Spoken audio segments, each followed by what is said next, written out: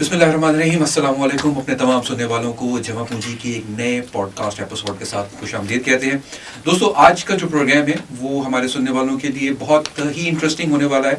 उसकी वजह दो है। एक वजह तो ये है कि ये मौजू डिस्कस बहुत होता है लेकिन समझा कम जाता है, और नंबर दो, हमारे माशरे में इस सब्जेक्ट की बेइंतहा अहमियत है, जिसका अंदाज़ा अभी आपको हमारे गेस्ट की गुफ्तगू से हो जाएगा। आज का जो प्रोग्राम है वो हमारा इस्लामिक फाइनेंस के हवाले से। लोगों के बहुत सारे सवालात हैं, बहुत सारी कन्फ्यूजन हैं, जो हम कोशिश करेंगे कि आज आसान ज़बान में इसको हल किया जाए। मैं प्रोग्राम के आगाज़ में अपने गेस्ट का तारुफ करा दूँ। हमारे बहुत ही मोहतरम दोस्त हैं तारिक नसीम साहब। He's a wonderful guy, very qualified, very right person to talk to about this topic. कुछ तारुफ मैं करा देता हूँ, बाद में वो अपना तफसील से तारुफ खुद कराएंगे। एडिशनल डायरेक्टर हैं SCP के अंदर, इस वक्त head of Islamic finance department हैं, और साथ ही साथ रजिस्ट्रार मुदारबा की जिम्मेदारियाँ भी निभा रहे हैं। By qualification he is an FCMA, chartered Islamic finance professional हैं INSEAD मलेशिया से, और इस्लामिक बैंकिंग एंड फाइनेंस में इस्लामिक यूनिवर्सिटी से इन्होंने MS किया हुआ है। आजकल PhD कर रहे हैं इस्लामिक फाइनेंस के ऊपर, और बहुत अच्छी वर्किंग नॉलेज है और बहुत अच्छी थ्योरेटिकल नॉलेज है। सो Tariq, welcome to our show. Thank you very much Murtaza, आपका शुक्रिया, जमा पूंजी की टीम का शुक्रिया, और रिफा यूनिवर्सिटी का शुक्रिया फॉर इनवाइटिंग।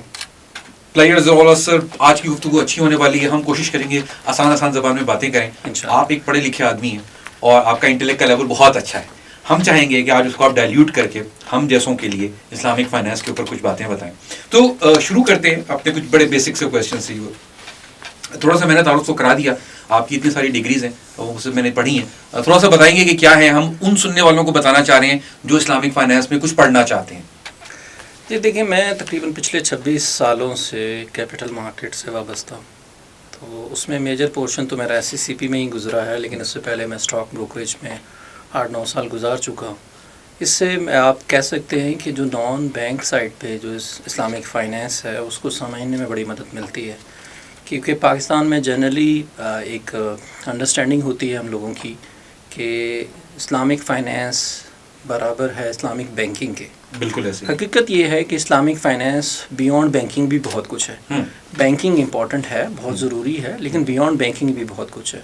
तो आज की गुफ्तगू में जिस एरिया पे हम ज़्यादा डिस्कस करेंगे वो बियॉन्ड बैंकिंग का है, कि जिसका अल्टीमेट ऑब्जेक्टिव ये है कि पाकिस्तान में इस्लामिक फाइनेंस को जो इकोसिस्टम है वो कंप्लीट होके पूरा एक जो आउटकम है या जो रिज़ल्ट है लोगों के लिए, आवाम के लिए वो दे। तो मतलब ये समझा मैं कि Islamic banking is a subset of Islamic finance.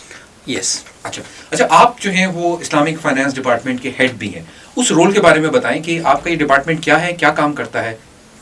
देखिए, प्राइमरीली तो ज़ाहिर है जब फाइनेंशियल सर्विसेज के रेगुलेटर हैं हम, तो फाइनेंशियल सर्विसेज में इस्लामिक फाइनेंशियल सर्विसेज भी इंक्लूड होती है। और हम शुरू से यानी SCCP जब से बना है, एक जो प्राइमरी लॉ है हमारा इस वक्त, जो पाकिस्तान का ओनली प्राइमरी लॉ है इस्लामिक फाइनेंस का, मुदारबाज का, उसको हम रेगुलेट कर रहे हैं। और जिस तरह आपने बताया, मैं रजिस्ट्रार मुदारबा हुई हूँ at this moment in time. तो इस्लामिक फाइनेंस तो SCCP के वजूद में आने के साथ से ही हमारे रेगुलेटरी डोमेन का हिस्सा था। ठीक है। लेकिन 2015 में SCCP ने डिसाइड किया कि बाकी जो रेगुलेटेड सेक्टर्स हैं हमारे, वहाँ पर भी हमने इस्लामिक फाइनेंस को फोकस करना है। तो इसके नतीजे में इस्लामिक फाइनेंस डिपार्टमेंट जो है वो कमीशन ने कायम किया, और इस वक्त मैं head of Islamic finance department की ज़िम्मेदारियाँ संभाल रहा हूँ, जिसमें रजिस्ट्रार मुदारबा के साथ साथ जो बाकी हमारे रेगुलेटेड सेक्टर में इस्लामिक फाइनेंशियल सर्विसेज हैं उनके रेफरेंस से policy, non bank finance companies like Islamic capital market, सकूक की मार्केट है, इस्लामिक म्यूचुअल फंड की मार्केट है, या तकाफुल की मार्केट है फॉर दैट मैटर। ऑलराइट। तो मैं ये समझा आपकी बात से कि कुछ अर्सा पहले तक लोगों के जहन में था कि Islamic finance is Islamic banking, right, और अगर कोई नाम आता था तो मुदारबा का सुनने में आता था, बट आपकी बातों से मुझे लग रहा है कि इसका स्कोप उससे कहीं ज़्यादा बढ़कर है। जी बिल्कुल, इस्लामिक बैंकिंग तो फंडामेंटल है। ज़ाहिर है हम एक बैंक बेस्ड इकोनॉमी है, तो इस्लामिक बैंकिंग के बगैर तो इस्लामिक फाइनेंस का इकोसिस्टम कंप्लीट ही नहीं होता था, और वो प्राइमरी था, पहला काम। ज़ाहिर है इसी वजह से पाकिस्तान में इस्लामिक बैंकिंग पे हुआ, और 2002 में पहला इस्लामिक बैंक जो है वो स्टेट बैंक ने लाइसेंस किया, और इस वक्त इस्लामिक बैंकिंग इंडस्ट्री काफ़ी मैच्योर्ड और एक्साइजेबल है। तो अब जो इस वक्त पाकिस्तान में पॉलिसी मेकर का फोकस भी है वो ये है कि बियॉन्ड बैंकिंग भी जो इस्लामिक फाइनेंशियल सर्विसेज का पोटेंशियल है उसको एक्सप्लॉइट करें, और वो सर्विसेज जो है वो पाकिस्तानियों के लिए, पाकिस्तानी बिजनेसेस के लिए अवेलेबल। अच्छा तारिक, एक काम, इससे पहले कि हम थोड़ा सा और डिटेल में जाएँ कि आपके एरियाज़ क्या हैं, एक बुनियादी सवाल आपके सामने, اسلامک فائنینس میں اور کنونشنل فائنینس میں فرق کیا ہے؟ دیکھیں فنڈامنٹل فرق تو وہ ہے جو قرآن پاک میں اللہ کریم نے فرمایا ہے کہ اللہ نے تجارت کو حلال کیا اور سود کو حرام کیا. بہترین. تو ہر وہ چیز جو تجارت کے معیارات پہ اصولوں پہ پوری اترتی ہے اس کو ہم جائز سمجھتے ہیں، اور ہر وہ چیز جہاں پر سود کا عنصر موجود ہے اس کو ناجائز اور حرام کہتے ہیں. اب یہ سود کن صورتوں میں آتا ہے اور کس طریقے سے آتا ہے یہ بہت ڈیٹیل ہے، بٹ فنڈامنٹلی سود کی ایبسنس میں جو فائنینشیل سسٹم بنتا ہے یا سود کے بغیر جو تجارتی معاملات یا لین دین کا جو موڈ یا میکنزم ہے، اگر وہ تجارت کی بیس کے اوپر ہوگا، چاہے وہ اشیاء کی تجارت ہو یا سروسز کی تجارت ہو، تو وہ فنڈامنٹلی ہم اس کو اسلامک فائنینس کی طرف سے کہہ سکتے ہیں کہ یہ آلٹرنیٹ ہے کنونشنل فائنینشیل سسٹم کا. اس کے علاوہ اللہ کریم نے اور اللہ کے رسول صلی اللہ علیہ وسلم نے بہت سی تعلیمات ارشاد فرمائی ہوئی ہیں کہ جو ڈیلنگ ہیں، یعنی جو مین ٹو مین ریلیشن شپ ہے، جس کو عربی میں ہم فقہ المعاملات کہتے ہیں شریعت کی ٹرمز میں، یعنی ہم نے جو ایک دوسرے سے معاملات میں جو ڈیلنگز میں یا پبلک ڈیلنگز میں جو فائنینشیل میٹرز میں یا اکنامک میٹر میں ڈیل کرنا ہے وہ کن پرنسپلز کے مطابق کرنا ہے. جیسے اللہ کریم نے قرآن پاک میں ہی فرمایا ہے کہ لوگوں کی مالوں کو ناحق نہ کھا لیا کرو، بالکل صحیح، سوائے اس کے کہ وہ تجارت سے ہو اور وہ تجارت بھی ایک دوسرے کے باہمی رضامندی سے ہو، یعنی کوئی کسی کو سپریس کر کے اوپریسولی نہ کیا جا سکے. Beautiful thing. تو فنڈامنٹلی تو اسلامک فائنینس آپ کہہ سکتے ہیں کہ وہ فائنینشیل سروسز ہیں جو سود کے بغیر ہوتی ہیں، جو جہاں پر صرف پیسے سے پیسہ بنانا یا ڈیلنگ ان منی نہیں ہوتا، بلکہ وہاں پر فائنینشیل سروسز جو ہیں وہ دی جاتی ہیں ان فارم آف ٹریڈ، جو سروسز کی بھی ہو سکتی ہے اور گڈس کی بھی ہو سکتی ہے، جہاں پر اور پروہیبٹڈ ایلیمنٹ جیسے گیمبلنگ کا ایلیمنٹ کا نہ ہونا یا ایکسیسو غرر یا انسرٹنٹی کا نہ ہونا ضروری ہے، اور اس کے علاوہ باقی جو پرنسپلز جو ہمیں تعلیم کیے گئے ہیں، شریعت نے بتائے ہیں، ان کے مطابق. بہت اچھا آپ نے ایکسپلین کیا. تو دو کی ورڈز مجھے اس میں سے سمجھ میں آئے کہ تجارت اس کو انکریج کیا گیا ہے جی، اور پیسے کو ایز اے پروڈکٹ استعمال کرنے سے ممنوع کیا گیا. اچھا، ہم ایک دو آپ آنے سے پہلے جب راستے میں بھی بات کر رہے تھے تو دو باتیں آپ نے بڑی خوبصورت کہی تھیں کہ شریعت جو ہے وہ اللہ کریم کے احکامات کے مطابق 5 چیزوں کو محفوظ رکھنا چاہتی ہے. ان میں سے ایک دو آپ نے بڑی پیاری بتائی تھیں کہ جی یہ جس کا وہ سوری میں آپ کو قطع کلامی کی معافی، یہ میں اپنے سننے والوں کو اس لیے بتانا چاہتا ہوں کہ جب بھی ہم کوئی اصول کوئی قانون ڈسکس کرتے ہیں تو لوگ اس کی حکمت جاننا چاہتے ہیں. ایک ہوتی ہے علت اور ایک ہوتی ہے حکمت. حکمت وہ ہے جس کے لیے یہ سب کچھ کیا جا رہا ہے. وہ 5 حکمتیں جو 2-3 ان میں سے آپ نے بڑی بتائی تھیں، اگر آپ ایک دفعہ ایکسپلین کر دیں تھوڑی سی. جی، اس پہ جو ہماری رہنمائی اسکالرز نے over the period of time کی ہے، اگر کوئی سمپل ورڈز میں اگر ایک لفظ میں کہنا چاہوں کہ شریعت ہم سے کیا چاہتی ہے یا شریعت کا آبجیکٹیو کیا ہے یا اسلام ہم سے کیا چاہتا ہے، تو فنڈامنٹلی ہم کہیں گے کہ اسلام کا آبجیکٹیو ہے یا شریعت کا آبجیکٹیو ہے فلاح اس دنیا میں بھی اور فلاح آخرت میں بھی.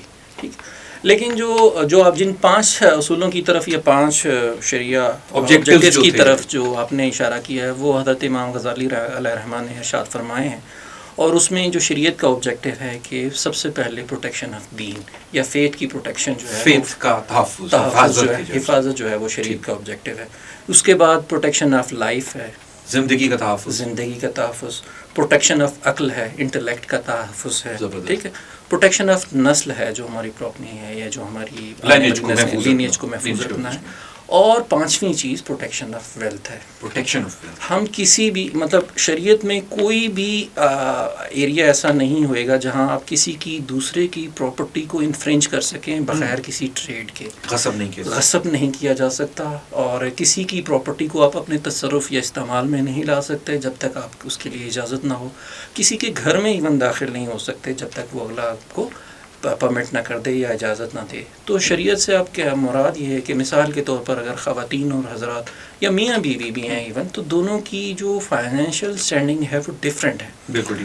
عورت ہونے کا یہ مطلب ہرگز نہیں کہ وہ ایک انڈیپینڈنٹ ہیومن بینگ نہیں ہے. عورت کے اوپر شریعت کی طرف سے زکوٰۃ صدقات کی جو اوبلیگیشن ہے، قربانی کی اوبلیگیشن ہے، وہ انڈیپینڈنٹ ہے مرد سے. انہیں اپنے ہسبینڈ کے ساتھ ملا کے اس کی اوبلیگیشن نہیں دیکھی جائے، کلبنگ نہیں ہو سکتی، کلبنگ نہیں ہو سکی. وہ بالکل اپنی لائبلٹی اس کو خود ادا کرنی ہے. تو اس کا مطلب یہ ہے کہ عورت اپنی پراپرٹی بھی رکھ سکتی ہے، تبھی ادا کرے گی. اب جب پراپرٹی رکھ سکتی ہے تو یہ ایک اور پرنسپل اللہ تعالیٰ نے قرآن پاک میں ارشاد فرمایا ہوا ہے، خاص طور پر یتیموں کا ذکر کرتے ہوئے کہ یتیموں کے مالوں کو ویسے ہی نہ چھوڑ دو کہ ان کو زکاتیں کھا جائیں. مطلب یہ ہے کہ پراپرٹی کو آپ آئیڈل نہیں چھوڑ سکتے. اوکے. اس کو آپ نے کسی نہ کسی پروڈکٹیو استعمال میں لانا ہے, اور یہ شریعت کی ریکوائرمنٹ ہے. بہترین. اب خواتین ہوں یا مرد ہوں یا ادارے ہوں یا گورنمنٹس ہوں, ان کو اپنے اویلیبل ایسٹس کا جو آپٹیمم یوٹیلائزیشن ہے وہ کرنا ہے, تاکہ اس کو ڈی ویلیویشن سے, ڈیپریسیشن سے محفوظ. پروٹیکشن آف ویلتھ والا جو آسپیکٹ ہے. ایگزیکٹلی. یہ بڑا اچھا آپ نے بتایا, اور یہ میں نے اس لیے خاص طور پہ طارق سے ڈسکس کیا کیونکہ آپ جتنی گفتگو سن رہے ہیں اس میں رول ریگولیشنز دیکھتے ہیں, مگر یہ ذہن میں رکھیں کہ جب بھی کوئی قانون یا ضابطہ بنے گا اس کی تشریح ان 5 چیزوں کو تحفظ دینے کے لیے کی جائے گی. جی, آپ کہہ سکتے ہیں کہ اسلامک فائنینس کیا شریعت کا کوئی بھی حکم آپ دیکھنا چاہیں گے یا کوئی بھی گائیڈنس دیکھنا چاہیں گے تو آپ ان 5 رہنما اصولوں کو سامنے رکھیں گے کہ وہ ان میں سے کسی اصول کے ساتھ مطابقت رکھ رہا ہے یا کنٹراڈکٹ کر رہا ہے اس کو. اگر تو وہ مطابقت رکھتا ہے تو اس کو الاؤ کر دیا جائے گا, اگر نہیں رکھتا تو اس کو ریجیکٹ کر دیا. اور کسی قسم کا ٹکراؤ قوانین میں نہیں ہونا چاہیے. ظاہر ہے. اچھا یہ بتائیے کہ یہ بڑا اچھے گفتگو کا آغاز ہوا کہ اسلامک فائنینس کی ایوولوشن یعنی کہ اس کی پاکستان میں کیسے ہوا, تھوڑا سا ہسٹری, اور یا گلوبلی بھی ہم اس کے بعد بات کر لیتے ہیں کہ کب سے ہے یہ سلسلہ. کچھ لوگ سمجھتے ہیں کہ یہ تو آج کل کا کوئی معاملہ ہے. دیکھیے ویسے تو اسلامک فائنینس آپ کہہ سکتے ہیں کہ حضور اکرم صلی اللہ علیہ وسلم کی بعثت کے ساتھ ہی شروع ہو گئی, کیونکہ جب بھی اکنامک ایکٹیویٹی ہوتی ہے سرمایہ یا کیپٹل کا ایک رول سٹارٹ ہو جاتا ہے, اور آپ کس طریقے سے ٹریڈ کریں گے, کیا بیچیں گے, کیا سے پرائسنگ کریں گے, اس کے اوپر جو رہنما اصول ہیں ان میں شریعت سے 1400 سال پہلے سے مل رہے ہیں. اور اس کے بعد بھی جیسے جیسے دنیا ایوالو ہوتی گئی, نئے نئے ٹریڈ اور سروسز کے نئے نئے طریقے ایجاد ہوتے گئے, تو علماء نے, جو اسکالرز نے, ہمیں گائیڈ کیا کہ کیا کیا جا سکتا ہے اور کیا نہیں کیا جا سکتا. اب فنڈامنٹلی اگر آپ دیکھیں تو جو عام افراد کی جو نیڈز ہیں, فائنینشیل نیڈز ہیں, یا اداروں کی جو فائنینشیل نیڈز ہیں, وہ بڑی جینون ہوتی ہیں. مثال کے طور پر مجھے گھر بنانا ہے تو مجھے فائنینس کی ضرورت ہے, مجھے کاروبار کرنا ہے تو مجھے فائنینس کی ضرورت ہے, میرے پاس سرپلس اگر کیپٹل ہے تو مجھے اس کو انویسٹ کرنا ہے وغیرہ وغیرہ, یا ٹرانزیکشن کرنی ہے یا پیمنٹ کرنی ہے. تو یہ نیڈ جو ہے وہ جینون ہے. بالکل. اب سوال یہ آتا ہے کہ اس نیڈ کو, جینون نیڈ کو جینون طریقے سے, پرمیزیبل طریقے سے پورا کیسے کریں. اب اس کے لیے اگر میں آپ سے ایک بات ڈسکشن کے لیے کروں کہ میرے پاس ایک کنونشنل سسٹم موجود ہے جو میری ان ضروریات کو پورا کرتا ہے, گھر کے لیے مارگیج ہے, گاڑی کے لیے فائنینسنگ ہے, کاروبار کے لیے کاروباری لون ہے.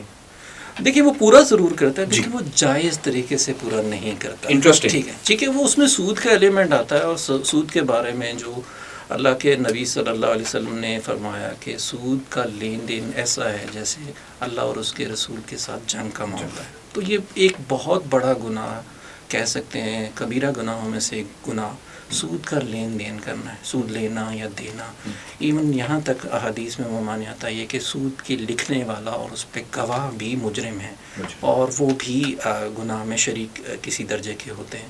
تو اس وجہ سے اپنے معاملات کو, اور ہر مسلمان کی آپ دیکھیں گے کہ خواہش بھی ہوتی ہے کہ اپنے معاملات کو جس حد تک اس کے لیے ممکن ہے وہ اللہ اور اس کے رسول صلی اللہ علیہ وسلم کے بتائے ہوئے طریقے کے مطابق جو ہے وہ کرے. تو اس وجہ سے اگر آپ کی مارگیج کی نیڈ ہے اور اگر آپ اس کو جائز طریقے سے پورا کر سکتے ہیں تو یہ اس سے زیادہ سوٹیبل چیز ہوئے گی کوئی. کیونکہ یہ وہ پریکٹس ہے جو ہمارے فیتھ اور ہماری اکنامکس دونوں کا ایک خوبصورت کمبینیشن بن سکتا ہے کہ میری وہ ضروریات ایسی جگہ سے پوری ہوں جہاں میرا فیتھ بھی محفوظ رہے, میرا ویلتھ بھی محفوظ رہے. وہ 5 آبجیکٹیوز جو ابھی ہم نے ڈسکس کیے. اچھا, ابھی ریسنٹلی فیڈرل شریعت کورٹ نے جو ججمنٹ پاس کی ہے ایلیمنیشن آف ربا کے اوپر, اس حوالے سے ایس ایس پی کا کیا کردار ہے اسلامک فائنانس کو پروموٹ کرنے میں؟ اچھا, پہلے میں عرض کروں جو پچھلا سوال تھا آپ کا. دیکھیے پاکستان میں جو اسلامک فائنانس کی موومنٹ ہے نا, وہ قرارداد مقاصد سے ہم کہہ سکتے ہیں شروع ہوئی. اچھا. قائد اعظم علیہ الرحمٰن نے جب اسٹیٹ بینک کا افتتاح بھی کیا تو ایٹ دیٹ ٹائم جن کی ایک مارکات اللہ ایک تقریر تھی 1948 میں, انہوں نے بھی یہی فرمایا کہ ہمیں یورپ کے جو سسٹم کو ریپلیکیٹ یا ڈپلیکیٹ کرنے کی یا کاپی کرنے کی ضرورت نہیں ہے, ہمیں تو اپنے اسلامی اصولوں کے مطابق اپنی معیشت کو استوار کرنا ہے. ٹھیک ہے. اس کے بعد آپ دیکھیں یہی چیز پھر ہمارے جو اسلامک ریپبلک آف پاکستان کا جو کانسٹیٹیوشن یا آئین ہے اس میں آتی ہے, جہاں اسٹیٹ کی ذمہ داری ہے کہ اس نے اکانومی سے ربا کو ایلیمنیٹ کرنا ہے. 1973 کا آئین ہے, آرٹیکل 38 ہے. پھر اسی آئین میں یہ لکھا ہوا ہے کہ پاکستان میں کوئی ایسا لا نہیں ہو سکتا جو قرآن و سنت کے منافی ہو. اسی لائٹ میں ارلی 80s میں پہلے ایک اسلامک فائنینس موومنٹ پاکستان میں سٹارٹ ہوتی ہے. ایک ادارہ, ایک کانسٹیٹیوشنل باڈی جس کو کاؤنسل آف اسلامک آئیڈیالوجی ہیں وہ وجود میں آتا ہے. پھر اس کی لینڈ مارک رپورٹس آتی ہیں کہ کیسے آپ اکنامک اور فائنینشیل سسٹم کو اسلامی اصولوں پہ 80 کی دہائی میں ہوا 80 کی دہائی میں یہ 81 میں ہی آتی ہیں. پھر مضاربہ کا لا آ جاتا ہے پاکستان میں, نان انٹرسٹ پہ بینکنگ سٹارٹ ہو جاتی ہے. تو یہ ایک جرنی وہاں سے سٹارٹ ایوالو ہوا ہے وہ پیریڈ. پھر انفارچونیٹلی 90s میں آ کے ایک لیٹیگیشن کی وجہ سے جو سود کا معاملہ ہے وہ فیڈرل شریعت کورٹ میں اٹک جاتا ہے, سپریم کورٹ میں. اور لیکن ساتھ ہی ساتھ چونکہ لوگوں کو یہ ریئلائزیشن ہے کہ ہم نے پاکستان میں اسلامک فائنینشیل سروسز کے تھرو اپنی جینون نیڈس کو پورا کرنا ہے, تو 2002 میں پہلے اسلامک بینک کا آغاز ہوا پاکستان میں, اور اسٹیٹ بینک نے اس کو لائسنس دیا, اور اس کے بعد پھر باقی جہاں جہاں پر فائنینشیل سروسز ہیں وہاں پر اسلامک فائنینس کی سروسز ہمیں نظر آنا. اور سملرلی آپ کہہ سکتے ہیں کہ گلوبل ایرینا میں بھی اسی طریقے سے جو ایک ایوالو ہوا ہے اسلامک فائنینس. اور اس وقت آج کے دن میں آپ کہہ سکتے ہیں کہ 57 سے زیادہ ملکوں میں بے شمار انسٹیٹیوشنز اور $3 ٹریلین سے زیادہ کے سائز کی اسلامک فائنینس مارکیٹ تو بہت بڑی ہے. ابھی آپ نے بڑی اچھی بات کی کہ ایک مارکیٹ کی ڈیمانڈ تو موجود ہے, مگر اس ڈیمانڈ کو پورا کرنے کے لیے جو ایکو سسٹم یا جو اسٹرکچرل چیزیں چاہیے. 2002 میں پہلا اسلامک بینک اسٹیٹ بینک نے لائسنس کیا. SCCP کا رول کہاں سے انٹر ہوتا ہے, جہاں پہ وہ مضاربہ کا آرڈیننس آیا, اور جب سے آپ لوگ تشکیل پائے آپ کا ڈپارٹمنٹ آتا ہے اور آپ پھر نان بینکس کی طرف گئے. یہ 2002 کے بعد کی بات ہے. یہ 2002 کی مضاربہ تو خیر پہلے سے اس سے ایگزسٹ کرتا تھا, لیکن دیکھیں جب سے ہم اسٹاک مارکیٹ کو ریگولیٹ کر رہے تھے, اب اسٹاک مارکیٹ میں جو لوگ ریسورس موبلائزیشن کرتے ہیں ایکویٹیز سے ہی کرتے ہیں نارملی شیئر سے. بالکل. تو شیئرز مشارکہ پرنسپل پہ ہوتے ہیں اور آئیڈیل انسٹرومنٹ ہیں اسلامک فائنینس کے لیے. تو یہ ایک اینگل پہلے سے موجود تھا ہماری کیپٹل مارکیٹ میں. اس کے بعد پھر collective investment schemes, mutual funds آنا شروع ہوئے, pension schemes, voluntary pension schemes آنا شروع ہوئیں, اور نان بینک فائنینشیل انسٹیٹیوشنس آنا شروع ہوئے, اور ہمارے SCCP کے اسکوپ میں انشورنس آئی تو تکافل کا آپریشن اسٹارٹ ہوئے. تو ہماری جو آپ کہہ سکتے ہیں کہ ملٹیپل ڈائمینشنل ریگولیٹری رجیم ہے, یعنی ہم ڈفرینٹ ٹائپ کے سیکٹرز کو ریگولیٹ کرتے ہیں. مثال کے طور پر اگر آپ کمپیریزن پرپزز کے لیے دیکھیں گے تو اسٹیٹ بینک اس وقت بینکنگ انسٹیٹیوشنز اور بینکنگ مارکیٹس کی ریگولیشن کر رہا ہے. ہماری طرف دیکھیں تو SCCP جو ہے وہ capital market infrastructure institutions, capital market intermediaries اور ڈفرینٹ ٹائپ کے سروسز پرووائڈرز کو ڈفرینٹ لاز کے اندر ریگولیٹ کر رہا ہے. تو بہت بڑا ہے, بہت بڑا ہے. اچھا اسکوپ بہت بڑا ہے, لیکن چیلنج یہ ہے کہ یہ ایز کمپیئر ٹو بینکنگ اتنے میچور انسٹیٹیوشن یا سائزیبل انسٹیٹیوشن نہیں ہے. تو یہاں پر تبدیلی کو لانا آسان بھی ہے اور مشکل بھی ہے. آسان اس لیے ہے کہ نئے انسٹیٹیوشن ہم شروع کی بنیاد ہی جو اسلامک پرنسپلس پہ رکھ سکتے ہیں, اور مشکل اس لیے ہے کہ ان کے لیے افورڈیبلٹی کا ایشو یا نئی پروڈکٹس لانے کا ایشو ایک چیلنج ہے جو ہمیں درپیش ہے. اچھا, اس میں آپ سے ایک چیز یہاں پہ روکوں گے. SCCP جو ہے وہ اسلامک فائنینس کے حوالے سے بہت کام کر رہا ہے, اور جس طرح آپ نے بہت ڈفرینٹ ایریاز میں بتایا کہ اسلامک فائنینس کا رول ہے. کچھ پروڈکٹس, ایسے پروڈکٹس, انوویٹو پروڈکٹس جن کی کوئی آپ مثال دینا چاہیں کہ جو اسلامک پرنسپلس کے مطابق یا اسلامک فائنانس کے مطابق ابھی ریسنٹلی SCCP کے ڈومین میں رہتے ہوئے آئے ہوں. دیکھیے ایک سائڈ تو آپ یہ دیکھ لیں کہ اسلامک فائنانس میں ہمارے پاس سکوک کی مارکیٹ ہے جو ایک بہت بڑا انسٹرومنٹ ہوتا ہے ریسورس موبلائزیشن کا. یہ کمپنیز بھی کرتی ہیں اور گورنمنٹ بھی کرتی ہے. اور سکوک بنیادی طور پر ایک بانڈ ہے, ایک بانڈ کہہ سکتے ہیں, بانڈ کا شریعہ کمپلائنٹ ورژن بھی آپ کہہ سکتے ہیں, لیکن یہ ایک ایسا انسٹرومنٹ ہے جس کو آپ اکنامک کی زبان میں, فائنانس کی زبان میں ایک ہائیبریڈ انسٹرومنٹ کہہ سکتے ہیں, جس میں کچھ فیچر ایکویٹی کے اور کچھ ڈیٹ انسٹرومنٹس کے ہوتے ہیں. ٹھیک ہے, میں اس لیے تھوڑا سا روک دیتا ہوں کیونکہ بعض دفعہ ہمارے سننے والے ایک دم سکوک کے ورڈ سے واقف نہیں ہے, تو وہ اس کی تھوڑی ایکسپلینیشن ہو جاتی ہے کہ ہم بات کیا کرنے جا رہے ہیں. تو سکوک آپ کہہ رہے ہو کہ ایک ایسا پروڈکٹ ہے جو کہ اسلامک پروڈکٹ جس نے بڑی ریسنٹلی پاپولیرٹی لی ہے, گورنمنٹ بھی سکوک ایشو کر رہی ہے. جی, ابھی ریسنٹلی دسمبر میں گورنمنٹ نے اپنا پہلا اجارہ سکوک اسٹاک مارکیٹ میں لسٹنگ کے تھرو جو ہے وہ فلوٹ کیا, اور گورنمنٹ نے اس کے اوپر بہت اچھا کمپیٹیٹیو ریٹ بھی لیا ہے, اور اوور ویلمنگ انویسٹرز نے رسپانس بھی دیا ہے, 13 ٹائمز وہ سبسکرائب ہوتا ہے. دوسری طرف اس کے علاوہ اگر آپ دیکھیں تو ہماری جو میوچل فنڈ انڈسٹری ہے, آپ کو وہاں پر لوگوں کی پریفرنس نظر آتی ہے اسلامک فائنینس کی, کہ اس وقت ہمارے جو میوچل فنڈ انڈسٹری میں آلموسٹ 45 to 50% جو ایسٹ انڈر مینجمنٹ ہے وہ شریعہ کمپلائنٹ. اچھا, اس کے بعد 2007 میں جو ہم والنٹری پینشنس کی اسکیم لائے تو اس کے آج کی ڈیٹ میں آپ کہہ سکتے ہیں کہ مور دین 65% ایسٹس جو ہیں وہ شریعہ کمپلائنٹ. اسی طرح جو اسٹاک مارکیٹ میں لسٹڈ کمپنیز ہیں, اگر ان کو شریعہ کرائٹیریا کے اوپر اسکرین کریں تو پتہ چلتا ہے کہ آلموسٹ 50% کمپنیز جن کی ویلیو یا مارکیٹ کیپ اس وقت ٹوٹل مارکیٹ کیپ کا 2/3 ہے وہ شریعہ کا، وہ شریعہ کمپلائنٹ کے اوپر ٹھیک ہے. مدارباز ہمارے پاس 28 کے قریب مدارباز ہیں جو سارے کے سارے شریعہ کمپلائنٹ انسٹیٹیوشنز ہیں. تو جو آپ کا سوال تھا کہ ہم کیا کرتے ہیں، تو ہم as a Islamic finance department تو کام کرتے ہی ہیں، جس میں ہم شریعہ ایڈوائزرز کو پاکستان میں رجسٹر کرتے ہیں. شریعہ کمپلائنٹ سیکیورٹیز جو سکوک یا کمرشل پیپر اپروو ہوتے ہیں ان کی شریعہ سٹرکچرز کو دیکھ کے اس کو اپروو کرتے ہیں، اور شریعہ کمپلائنٹ کمپنیز کو بھی سرٹیفائی کرتے ہیں. یہاں پہ ایک چیز مجھے وضاحت کیجیے گا، ایک تو آپ شریعہ ایڈوائزر ہو، یعنی کہ میں شریعہ ایڈوائزر بننا چاہتا ہوں تو میں آپ کے پاس آؤں گا، اپنی اپلیکیشن دوں گا اور آپ مجھے سرٹیفائی کر لیں گے، اور میں پھر شریعت کسی کے شریعہ بورڈ پہ بیٹھ سکتا ہوں، جا کے ایز اے شریعہ ایڈوائزر بیٹھ سکتا ہوں. آپ نے دوسری بات یہ کی کہ آپ پروڈکٹس بھی اپروو کرتے ہو، تو جو شریعہ ایڈوائزر ہے کیا یہ اس کا کام نہیں ہے پروڈکٹس کو اپروو کرنا؟ دیکھیں آئیڈیلی ایک آئیڈیل معاشرے میں تو یہ ذمہ داری شریعہ ایڈوائزر کو ڈیلیگیٹ کر دینی چاہیے. اوکے. لیکن لا میں چونکہ ہمارے ہاں ابھی یہ گریجولی آہستہ آہستہ ہم کریں گے، تو ایک 2 ٹیئر کنٹرول اور چیک اینڈ بیلنس رکھا ہوا ہے. اچھا. جو ڈیزائننگ ہے پروڈکٹ کی یا سیکیورٹیز کی یا کمپنی کے اسٹرکچر کی، وہ شریعہ ایڈوائزر ہی ہیلپ کرتا ہے کمپنی کو. لیکن اس کو ایک کہہ لیں ایک سیکنڈ تھاٹ، ایک چیک کے لیے اس وقت لا یہ ریکوائر کرتا ہے، اور اس وقت لا یہ بڑا کلیئرلی کہتا ہے کہ کوئی کمپنی اپنے آپ کو شریعہ کمپلائنٹ کلیم ہی نہیں کر سکتی جب تک SECP اس کو سرٹیفائی نہ کرے، اور کوئی سیکیورٹی کو شریعہ کمپلائنٹ کلیم ہی نہیں کیا جا سکتا جب تک وہ SECP سے سرٹیفائڈ نہ ہو. تو یہ چیک اینڈ بیلنس کا نظام اس وقت موجود ہے. مے بی کہ مارکیٹ کی میچورٹی کے ساتھ ساتھ یہ کام آہستہ آہستہ شریعہ ایڈوائزرز کو ہی ڈیلیگیٹ کر دیں، فلی ڈیلیگیٹ کر دیں، اور ہم صرف اوور سائٹ رکھیں. ابھی 2 اسٹیپس ہیں، یعنی کہ اسٹرکچرنگ میں کمپنی کو شریعہ ایڈوائزر ہیلپ کرے گا، اور جب وہ مکمل ہو جائے گی تو اس کی تصدیق کے لیے ایک دفعہ اس کو SECP آنا پڑے گا، اور اس کو آپ کے ڈپارٹمنٹ سے ایک اپروول یا اتھارٹی یا NOC چاہیے ہوگا، اینڈ پھر وہ ایک پروڈکٹ کے طور پہ پبلک کے پاس. اچھا، اس کا ایک اور بھی امپورٹنٹ سگنیفیکینس ہے at this point in time کہ ہم یہ کیوں کرتے ہیں. کیونکہ اس وقت مارکیٹ میں چونکہ پہلی دفعہ بہت سے کام ہو رہے ہیں. یعنی پاکستان میں ہم نے پہلی دفعہ شریعہ کمپلائنٹ ریٹس کو سرٹیفائی کیا. ہم نے پاکستان میں پہلی دفعہ بائی ناؤ پے لیٹر کے پلیٹ فارم کو قسط بازار کے نام سے سرٹیفائی کیا. ہم نے پہلی دفعہ ایک NBFC لائسنس NBFC کی ٹرانسفارمیشن جو ہے وہ الاؤ کی. ہم نے پہلی دفعہ ایک P2P فریم ورک جو ہے اس کا ایک پروڈکٹ جو ہے اس کو شریعہ کمپلائنٹ کرنے کے لیے کام کیا.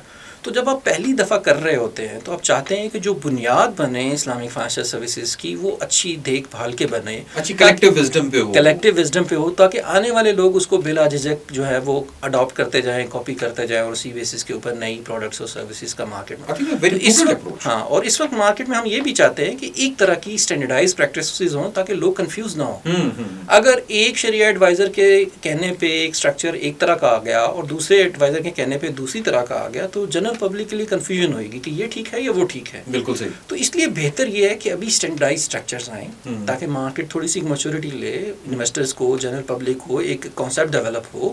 اس کے بعد اگر کوئی انوویشن لے کے آتا ہے اور اس میں ایک نئے فیچرز لے کے آتا ہے تو لوگ اس کو بیسک کے ساتھ کمپیئر کر سکتے ہیں اور کنفیوژن کا شکار جو ہے نا نہ ہو. تو اس وجہ سے ہم at this point in time جو ہے وہ ایک طرح سے آپ یہ بھی کہہ سکتے ہیں کہ سروسز پرووائڈ کرنے والوں کو ہیلپ کرتے ہیں کہ اپنی پروڈکٹ کو یا اپنی سیکیورٹی کو اس طرح سے اسٹرکچر کریں جو سب کو ایکسیپٹیبل ہو پاکستان میں. یہ آپ SECP ہیلپ کرتے ہیں، یعنی کہ اگر میں آپ کے پاس آؤں تو آپ مجھے ایک شریعہ کمپلائنٹ پروڈکٹ بنانے میں ہیلپ کر سکتے ہیں؟ بالکل کر سکتے ہیں. اور اس کے لیے فنڈامنٹلی ہم نے لاسٹ ایئر جنوری میں ہی ایک گائیڈ لائنس جو ہے ایشو کی ہے. یہ گائیڈ لائنس ہیں نان بائنڈنگ والنٹری بیسس پہ ہے، جو چاہے ان سے رہنمائی لے اور ان کو استعمال کرے. اور یہ پروڈکٹ کے حوالے سے، یہ پروڈکٹ کے حوالے سے بھی ہیں اور اوور آل انسٹیٹیوشن کو اگر کسی نے ٹرانسفارم کرنا ہے تو ان گائیڈ لائنس کا نام ٹائٹل تو guide lines for offering Islamic financial services ہے، لیکن اس کو ایک نارمل کمپنی بھی اڈاپٹ کر سکتی ہے.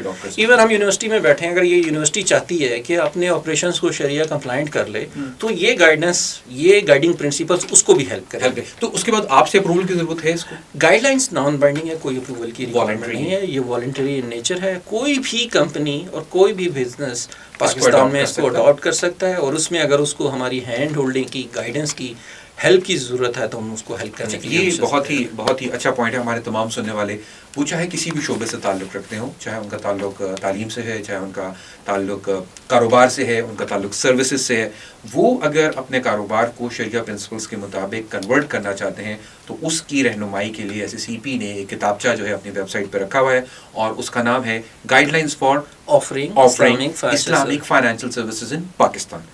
یہ آپ ضرور دیکھیں. اور اگر اس کے لیے آپ کو ہینڈ ہولڈنگ کی ضرورت ہے تو اسلامک فائنانس کا ڈپارٹمنٹ موجود ہے. طارق ہمارے ساتھ موجود ہیں, آپ ان کے ڈپارٹمنٹ سے رابطہ کر سکتے ہیں. اور I think it's a very good way of a soft launching اور کنورژن, جس میں لوگ بغیر کسی ہیسل کے گریجولی کنورٹ کر سکتے ہیں اور بغیر کسی تذبذب کا شکار ہوئے بغیر کر سکتے ہیں. اور یہ بھی امپورٹنٹ ہے کہ آپ نے جو ذکر کیا کہ فیڈرل شریعت کورٹ کی ایک لینڈ مارک ججمنٹ ہے جس نے ایک 5 سال کا ٹائم پیریڈ دیا کہ ہم نے پورے فائنینشیل اور اکنامک سسٹم کو ٹرانسفارم 2027 تک غالباً 2027 تک. اب یہ 5 سالوں میں ٹرانسفارمیشن کیسے ممکن ہے؟ جب تک ایسے ہی ممکن ہے کہ ہم پہلی سٹیج کے اوپر اپنے سارے ریگولیٹڈ سیکٹرز کو انیبل کریں کہ وہ اسلامک فائنینشیل سروسز آفر کر دیں. جب وہ انیبلڈ ہو جائیں تو پھر ہم آہستہ آہستہ جو کنونشنل فائنینشیل سروسز ہیں ان کو ختم کر کے ریپلیس کر سکتے ہیں اسلامک. تو یہ پہلے آپ بلڈنگ بلاکس بنا رہے ہیں کہ وہ بلڈنگ بلاکس کھڑے ہو جائیں, پھر اس کے اوپر چھت ڈالی جائے اور پھر اس کی فنشنگ کی جائے. تو یہ گریجولی ہی ممکن ہے, اور اس کے لیے ایس سی سی پی کا رول جو ہے I think it's a commendable role, کہ جس میں آپ شریعت کو بہت جسے کہتے ہیں نا سافٹلی انٹیگریٹ کر رہے ہیں into the fibre of our economy. اور یہ دیکھیں, یہ ایک بڑی خوبصورت ہے, ہمارے استادوں نے بھی ہمیں پڑھا ہے کہ جو قرآنک فلاسفی یا لیجسلیشن ہے نا وہ بھی گریجولیزم کی ہے. اور استاد ایک ایگزامپل دیا کرتے ہیں بڑی مشہور ہے کہ جیسے جو شراب کی ممانعت ہے گریجولی ہے. کچھ لوگوں کا ویو اس پہ ڈفرینٹ ہے کہ وہ اس زمانے کی بات تھی, اب نہیں ہو سکتا. لیکن میرا خیال ہے, میرا ذاتی رائے یہ ہے کہ گریجولیزم کی اپروچ سے زیادہ بہتر اور نتائج لیے جا سکتے. اور یہ ہیومن کیا کہیں گے, ہیومن سائیکی اور ہیومن نیچر کی بھی بڑے قریب ہے کہ اگر آہستہ جس طرح بچے کو گرو کرتے ہیں تو بچے کو سافٹلی ہی گرو کیا جاتا ہے, پہلے اسے نرم غذا دیتے ہیں, پھر آہستہ آہستہ اس کو سکھاتے. تو آئی تھنک کیونکہ ابھی یہ بہت ارلی اسٹیجز کے اوپر ہے, اور اس طرح کی اپروچ جو ہے یہ بہت سود مند ہو سکتی ہے اس کے اندر. اچھا, ٹیکنالوجی طارق آج کل بہت بدل رہی ہے, دن رات آپ کچھ نہ کچھ نئی چینج دیکھ رہے ہو, اور چیزیں ایسے آبسولیٹ ہو رہی ہیں کہ آپ کو پتہ نہیں لگتا. کل تک ایک چیز کام کی تھی, آج پتہ لگا پرانی ہو گئی ہے. یہ خاص طور پہ جب سے یہ اے آئی, آرٹیفیشیل انٹیلیجنس آئی ہے, مشین لرننگ آئی ہے, بلاک چین نے آ کے بہت زیادہ چینج کر دیا. سو اس کے اوپر بتائیں کہ یہ جو اس سے اسلامک فائنانس پہ کیا امپیکٹ آ رہا ہے. نئی ٹیکنالوجی فن ٹیکس آ رہے ہیں مارکیٹ کے اندر, تو اس سے ٹیکنالوجی نے اسلامک فائنانس کی ٹرانسفارمیشن میں کیا چیلنجز اور اپرچونیٹیز لے کے آ رہی ہے؟ اچھا, اس پہ میں آپ سے 2 چیزیں عرض کروں گا. ایک تو آپ کے نالج میں ہے کہ سی سی پی ایک ریگولیٹری سینڈ باکس چلاتا ہے, بالکل, جہاں پر ہم چاہتے ہیں کہ انوویٹرز آئیں اور اپنی جو نئے آئیڈیاز ہیں, فن ٹیک بیس جو آئیڈیاز ہیں, اس کو ریئل بٹ کنٹرولڈ انوائرمنٹ میں ٹیسٹ کر لیں. بالکل ٹھیک ہے. اگر وہ ٹیسٹ میں کامیاب ہو جاتے ہیں تو پھر اس کو اسکیل اپ کریں اور پھر لائسنس کے لیے آئیں اور فل فلیج کام کریں. اگر نہیں ہوتے تو اسے لرن کریں اور ری لرن کریں اور اس پروڈکٹ کو اور سروس کو امپروو کرنے کی کوشش کریں. اور اس پروسیس میں خاص طور پر جو ہمارا لاسٹ ریگولیٹری سینڈ باکس کا کوہورٹ تھا, جس میں اسلامک فائنینس اس کا ایک میجر پورشن تھا, ہم نے یہ دیکھا کہ 99.9% جو انوویٹرز ہیں ان میں ٹینڈنسی ہے to offer Shariah compliant financial products. اور 2 وجہ سے. ایک فیتھ ہے کہ وہ چاہتے ہیں مسلمان ہیں تو مسلمانوں کو سرو کر رہے ہیں, تو ایسے طریقے سے سرو کریں جو سب کو ایکسیپٹیبل ہے اور جس میں گناہ کا عنصر نہیں. اور دوسرا بزنس سینس بنتا ہے. یہ بڑا امپورٹنٹ ہے. مطلب یہ ٹکراؤ جو ہے عموماً لوگوں کو کنفیوز کر دیتا ہے کہ میرا فیتھ تو ہے مگر مجھے اکنامک سینس نہیں بنتی نظر آ رہی اس کی. یہاں پر بزنس سینس اس لیے بنتا ہے کہ 2012-13 میں غالباً اسٹیٹ بینک نے ایک اسٹڈی کروائی تھی جس کو کیپ اسٹڈی وہ کہتے ہیں, اور اس کے بعد بھی کافی اسکالرز نے جو ریسرچز کی ہیں اس میں یہ چیز نظر آئی کہ پاکستان میں majority population, over whelming majority population, اور کچھ سروے تو انڈیکیٹ کرتے ہیں اپ ٹو 90% آف پاپولیشن, خاص طور پر وہ پاپولیشن جو ابھی فائنینشیل سروسز کو ایکسیس نہیں رکھتی, وہ یہ چاہتی ہے کہ ان کو Shariah compliant ways of financial servicing جو ہیں وہ ملیں تاکہ وہ پھر فائنینشیل سروسز سے استفادہ حاصل کر سکیں. مثال کے طور پر میں ایک ریسرچ پڑھ رہا تھا کہ کسانوں سے جب یہ سوال کیا گیا کہ آپ بینکس میں یا فائنینشیل سروسز کو کیوں نہیں اویل کرتے, آڑتیوں کے پاس کیوں جاتے ہیں, تو اور بہت سے ریزنز بھی انہوں نے آئیڈینٹیفائی کیے. ایک ریزن یہ بھی تھا کہ بینک ان کے خیال میں ان کے فیتھ سے ٹکراتا ہے. ٹھیک ہے, تو اس وجہ سے انشورنس بھی ان کے فیس سے ٹکراتی ہے, تو وہ اس طرف جانے اور برکت کے حصول کے لیے اس چیز کو چھوڑ دیتے ہیں اور اس طرف سے نہیں جاتے. تو کہنے کا جو میرا پوائنٹ ہے وہ یہ ہے کہ اس وقت چونکہ لوگوں کی ڈیمانڈ اتنی زیادہ ہے کہ اس وقت اگر آپ کوئی بھی انٹرپرینیور یا بزنس شریعہ کمپلائنٹ پروڈکٹس لے کے آتا ہے تو اس کی ایکسیپٹیبلٹی زیادہ ہوتی ہے ایز کمپیئر ٹو کنونشنل. اس کی وجہ ہے, دیکھیں ایک اسلامک ایک کنونشنل پروڈکٹ ہے تو شریعہ کانشیس لوگ یا انویسٹر اس میں نہیں جائیں گے، ٹھیک ہے. لیکن اگر ایک شریعہ کمپلائنٹ پروڈکٹ آتی ہے تو اس میں شریعہ کانشیس انویسٹر بھی جائے گا اور بزنس والے بھی اور بزنس والے نان مسلم بھی جائیں گے. اور اس کی میں اکثر مثال دیا کرتا ہوں، جو آپ سے شیئر بھی میں کر رہا تھا. ملیشیا ایک ایسی جورسڈکشن ہے جہاں پر 60% آبادی اپروکسیمیٹلی مسلمانوں کی ہے. بزنسز 80% نان مسلمس اون کرتے ہیں، لیکن اس کے باوجود اسلامک فائنینس فلرش کرتا ہے. اس لیے فلرش کرتا ہے کہ اسلامک فائنینس ایک بزنس سینس بھی دیتا ہے. یعنی آپ اپنی جو جائز طریقے سے کاروبار کرنے کی ضرورت ہے، اگر اسلامک فائنینس آپ کو اس میں پوری طریقے سے کام آتا ہے تو آپ کو ضرورت ہی نہیں ہے کنونشنل فائنینشیل سسٹم میں جانے کی. اور کنونشنل فائنینشیل سسٹم کے جو ہم نے جو ایشوز دیکھے ہیں، مثال کے طور پر 2008 میں دیکھا آرٹیفیشل ببلز جو بنتے ہیں اور ریئل اکانومی سے ڈسکنیکٹ جو ہے وہ فائنینشیل سسٹم کو جو ولنریبل کرتا ہے، وہ سارے مسائل اسلامک فائنینس حل کرنے کی صلاحیت رکھتا ہے. ٹھیک، اور صلاحیت اس لیے رکھتا ہے کہ یہاں پر ایک تو پیسے میں صرف ڈیل نہیں ہوتی، گڈز اور سروسز میں ہوتی ہے. تو جہاں پر مثال کے طور پر لوگ شیئرنگ کرتے ہیں پروفٹ اینڈ لاس میں، یہاں پر کموڈیٹیز میں ڈیل کرتے ہیں، ایسٹس میں ڈیل کرتے ہیں. یعنی آرٹیفیشل انسٹرومنٹ جس طرح کے ڈیریویٹیوز انسٹرومنٹس ہیں وہ یہاں پر نہیں ہو سکتے. تو یہاں پر کنیکشن جو ریئل اکانومی کے ساتھ ہے وہ زیادہ نظر آتا ہے. تو انوویٹرز کو پاکستان میں بھی یہ چیز نظر آتی ہے. اسی وجہ سے جو فن ٹیک ہمارے پاس آ رہے ہیں اس میں اوور ویلمنگ میجورٹی وہ چاہتے ہیں کہ وہ جب بزنس ماڈل ڈیولپ کریں تو وہ شریعہ کمپلائنٹ ہو. اب ڈیولپ چونکہ انہوں نے ٹیکنالوجی کے تھرو کرنا ہے تو یہ بڑا آسان ہے کہ جو ان کا ٹیکنالوجیکل کا انفراسٹرکچر ہے اس کے اندر یہ چیز وہ شروع سے ہی بلڈ کر لیں. ٹھیک ہے، اور ان کو بزنس سینس بھی نظر آتا ہے اور فیتھ کا پش تو ہے ہی ہے، وہ اس کی بیسس پہ اوپر کرتے ہیں. اور اسی وجہ سے فن ٹیکس میں ہمیں ایک انکریزنگ ٹرینڈ نظر آ رہا ہے. دوسری ایک اور امپورٹنٹ وجہ جو میں سمجھتا ہوں جس کی وجہ سے فن ٹیک پاکستان میں بہت کامیاب ہو رہے ہیں اور ہونے بھی چاہیے، وہ یہ ہے کہ یہ ان سیگمنٹ آف سوسائٹی کو سرو کر رہے ہیں جس کو نارمل فائنینشیل انسٹیٹیوشنز نہیں سرو کر سکتے. بالکل، تو فائنینشیل انکلوژن کا اسپیکٹ یہاں سے بڑا ہے. مثال کے طور پر اگر ہماری کنونشنل سائڈ پہ اگر ہم دیکھتے ہیں تو ایک ڈیجیٹل لینڈنگ کی پروڈکٹس ہمیں نظر آئیں کہ پچھلے 1-2 سالوں کے اندر ہی بہت زیادہ اس میں لوگوں کا گروتھ آئی تھی، بہت زیادہ گروتھ آئی اور بہت زیادہ لوگوں نے ان کو استعمال کرنا شروع کر دیا. اس کے اپنے مسائل بھی ہیں، لیکن ایک چیز جو اس سے ہمیں نظر آئی کہ مثال کے طور پر لوگوں کی مائکرو یا نینو فائنینسنگ کی نیڈز ہیں.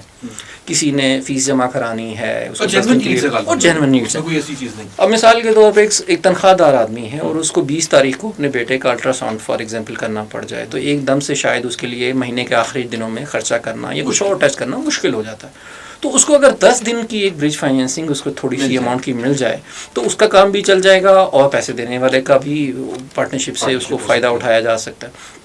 اب یہ اسپیس جو ہے وہ فل کر رہی ہیں کنونشنل ڈیجیٹل لینڈرز. اور فن ٹیک جو ہیں اسی طرح سے آپ کریانہ اسٹور والے ہیں، اس نے مال اٹھانا ہے، اگر اس کو شریعہ کمپلائنٹ ایک آپشن مل جائے جس کے تھرو اس کو ہول سیل مارکیٹ سے چیزیں خریدنے میں آسانی ہو، جیسے مرابع کے کانٹریکٹ سے لوگ کرتے ہیں لارج اسکیل پہ، اگر وہ مائکرو اسکیل پہ بھی شروع ہو جائے تو یہ چیز بہت آسان ہو جائے گی، ان کو فائنینسنگ اویلیبل ہو جائے گی اور وہ چیز بیچ کے لیکوڈیٹی نیڈس کو کیٹر کرے گا، لیکوڈیٹی نیڈس کو بھی کیٹر کرے گا. تو اس ریفرنس جو آپ کر رہے تھے کہ جو ایک سکسیس سٹوری ہمیں نظر آئی وہ ایک فنجا کا جو ہمارے پاس ڈیجیٹل لینڈنگ کا جو P2P کا فریم ورک ہے وہ میں اس کو دیکھتا ہوں کہ اس کا جو ماڈل ہے وہ یہ صلاحیت رکھتا ہے. اب وہ کتنا کامیاب ہوگا یہ تو ہم over the period of time دیکھیں گے، لیکن اس میں نظر آیا کہ وہ ایک طرف جن لوگوں کے پاس سرپلس فنڈ ہے اس کو انویسٹ کرنا چاہتے ہیں اور دوسری طرف وہ لوگ کریانہ اسٹور والے ہیں جنہوں نے بہت سی اشیاء خریدنی ہوتی ہیں ریگولر بیسس کے اوپر، ان کو پیسے کی ضرورت ہوتی ہے. تو وہ پلیٹ فارم ٹیکنالوجی کے تھرو دونوں کو آپس میں کنیکٹ کرتا ہے. سو آپ کو ایک طرح سے بورور اور لینڈر اس پلیٹ فارم پہ اکٹھے کرنے آ جاتے ہیں اور وہ پلیٹ فارم جو ہے وہ آپ کو یہ فیسلٹی دے رہا ہے کہ جا کے در در ڈھونڈنے کی ضرورت نہیں ہے. اور میرے خیال سے جو بڑی امپورٹنٹ بات آپ نے کی انکلوسیونیس کی، کہ یہ ان تمام لوگوں کو ایکسیس دے رہا ہے جو شاید کنونشنل فائنینشیل انسٹیٹیوشن سے فنڈنگ حاصل نہیں کر سکتے. دیکھیے نارملی ہم بورور اور لینڈر کی ٹرم تو خیر اسلامک فائنینس میں استعمال نہیں کرتے، ہم پرووائڈرز اور یوزرز آف فنڈز کی بات کرتے ہیں. لیکن ایک چیز آپ یہ بھی دیکھیں کہ اگر نیڈ جینوئن ہوتی ہے تو وہ بندہ کہاں جاتا ہے. کسان ہے تو آڑتی کے پاس چلا جائے گا, ہول سیلر ہے تو مارکیٹ میں بیٹھے ہوئے لوگوں کے پاس چلا جائے گا, ایک عام آدمی ہے تو وہ قسطوں پہ چیزیں بیچنے والوں کے پاس چلا جائے گا اور وہاں سے وہ لیکویڈیٹی جنریٹ کرنے کی کوشش کرے گا. لیکن وہاں پر آپ دیکھیں گے تو آپ کو ایکسپلائٹیشن کا عنصر بھی زیادہ نظر آئے گا, کاسٹ کا ایلیمنٹ بھی نظر آئے گا, کوئی چیک اینڈ بیلنس ریگولیشنز کیونکہ وہ کسی سسٹم کے تحت نہیں ہو رہے ہوتے. بلکہ میں نے خود جب ایک اسٹڈی کر رہا تھا تو میں نے دیکھا کہ ایک انڈیا کی ایک اسٹڈی تھی کہ انڈین غالباً یو پی میں میسو فارمر سوسائڈ ہوئے تھے, تو اس پہ ایک اسٹڈی کی گئی تو پتہ چلا تو میجر ریزنس میں سے ایک ریزن یہ تھا کہ ان لوگوں نے انفارمل چینل سے بورنگ کی ہوئی تھی جس کی کاسٹ بہت زیادہ تھی, اور بارشیں نہیں ہوئی, فصل وہ آئی نہیں, تو ان کے پاس کوئی آپشن نہیں تھا کہ انہوں نے اپنے بچے, گھر, زمینیں, ہر چیز گروی رکھی ہوتی تھی مہاجنوں کے پاس. تو کہنے کا مقصد یہ ہے کہ اگر جو فائنینسنگ نیڈس ہیں عام پاکستانیوں کی, چاہے وہ دکاندار ہیں, چاہے وہ سروس میں ہیں, چاہے وہ چھوٹا بزنس چلانے والے میں ہیں, چاہے وہ کسی اور کے لیے کام کرتے ہیں, تو اگر ان کی فائنینسنگ نیڈ کو پورا کرنے کا ایک فارمل اور شریعہ کمپلائنٹ میکینزم ہوگا تو وہ سب سے زیادہ میرا خیال ہے پاکستان میں ایکسیپٹیبل اور کامیاب ہوگا. تو فن ٹیک جو ہیں اسی پوٹینشیل کو ایکسپلائٹ کر رہے ہیں, اور ہمیں بڑی امید ہے کہ فن ٹیک جس سپیڈ سے لائسنس بزنس میں ہمارے پاس آ رہے ہیں, آنے والے دنوں میں جو فائنینشیل نیڈز مارکیٹ میں لوگوں کی ہیں, انڈیویجولس کی ہیں, اداروں کی ہیں, وہ فن ٹیک کے تھرو پوری ہو رہی ہوں گی, نہ کہ نارمل جو عام طور پر کنونشنل طریقے کے علاوہ. اور اس میں اگر ان کو اپنے فیتھ کی بھی سپورٹ مل جاتی ہے تو اس سے اچھا تو بات ہی کوئی نہیں ہو سکتی. اچھا, یہ اب لازمی بات ہے, یہ سننے میں بہت اچھا ہے اور پریکٹیکل بھی ہے, ایسی بات نہیں ہے کہ پریکٹیکل نہیں ہے, لیکن آبویسلی ایز اے ریگولیٹر جب آپ دیکھتے ہیں تو کیا چیلنجز فیس کرنے پڑتے ہیں؟ اب یہ سننے میں جس نے بھی سنا ہوگا اس کو لگا ہوگا ہو سکتا ہے, آپ نے بھی سوچا ہوگا وہ ہو سکتا ہے, ہم نے ہسٹری بھی آپ نے تھوڑی سی بتائی کہ کیسے ایوالو ہوا. تو ریگولیٹری چیلنجز کیا ہیں یا بزنس چیلنجز کیا فیس کرنے پڑتے ہیں اسلامک فائنانس کو پروموٹ کرنے کے لیے پاکستان میں؟ دیکھیے, پہلی چیز تو یہ ہے کہ جب اسلامک فائنانس کی بات کرتے ہیں تو سب سے بڑا چیلنج جو ہے وہ شریعہ کمپلائنس کا ہے. اچھا. جب آپ نے اسلام کے نام سے ایک چیز کی تو اس کو اسی طرح سے ہونا چاہیے جیسا کہہ کے وہ بیچی جا رہی ہے. ایگزیکٹلی. تو ہمیں یہ انشور کرنا ایز اے ریگولیٹر اور انٹرمیڈیری کا بھی یہ انشور کرنا کہ جو کام ہو رہا ہے وہ ویسا ہی ہو رہا ہے جیسے بتایا گیا ہے. ٹھیک ہے. تو شریعہ کمپلائنس یا شریعہ گورننس, جس میں انٹرنل شریعہ آڈٹ کا ہونا, شریعہ ایکسٹرنل آڈٹ ہونا, شریعہ کمپلائنس ہونا, اس کے ریفرنس سے رپورٹنگ آنا, کہ ہر وہ چیز اور کام اسی ترتیب اور اسی پرنسپل کے تحت ہو رہا ہے جس کے تحت اس کو الاؤ کیا گیا. بہت بڑا چیلنج اور بہت بڑا چیلنج. لیکن اگین اگر اس کو آپ پچھلے پوائنٹ سے کنیکٹ کریں کہ فن ٹیک میں یہ زیادہ آسان ہو گیا ہمارے لیے, آٹومیٹڈ ہے, سسٹم کے ہیومن انٹرونشن نہیں ہے, سسٹم کے اندر چیکس لگائے ہوئے ہیں. جیسے مرابع میں ہم کہتے ہیں کہ خریدنے سے پہلے آپ بیچ نہیں سکتے, سسٹم نہیں بیچنے دے گا, سسٹم ہی نہیں بیچنے دے گا, آٹومیٹیکلی شریعہ کی نان کمپلائنس نہیں ہو پائے گی. ٹھیک ہے. ادروائز شاید جو مینول سسٹم میں یہ چیزیں ہو سکے. تو ایک تو شریعہ کا نان کمپلائنٹ جو ہے, نان کمپلائنس کا جو ایشو ہے وہ میجر ہے. اس وجہ سے ریپوٹیشن رسک بھی آتا ہے. ٹھیک ہے. اور لوگ پھر مذہب کے نام سے ہماری مارکیٹ میں آپ کو پتہ ہے, آپ زیادہ بہتر جانتے ہیں, کہ چیٹ بھی کرتے ہیں, مذہب کے نام سے لوگوں کو بے وقوف بنانے کی بھی کوشش کرتے ہیں, اور آسان ہوتا ہے لوگوں کو کمپیریٹیولی اس طرح سے کرنا. تو اس وجہ سے ہماری ذمہ داری میں سمجھتا ہوں کہ ایز این انسٹیٹیوشن اور ایز این انڈسٹری بڑھ جاتی ہے کہ ہم انشور کریں کہ جو چیز جن پیرامیٹرز سے کہہ کے بیچی جا رہی ہے وہ ایکچولی بھی اسی طریقے سے ایگزیکیوٹ ہو رہی ہو, صرف کاغذی کارروائی میں فرق نہ ہو بلکہ اس کی ایسنس میں بھی وہ فرق ہو. تو آپ کیا سمجھتے ہیں جو انٹرمیڈیریز ہیں, جو مارکیٹ پارٹیسپینٹس ہیں, کیا ان کے سائڈ پہ کوئی کیپیسٹی کا ایشو ہے؟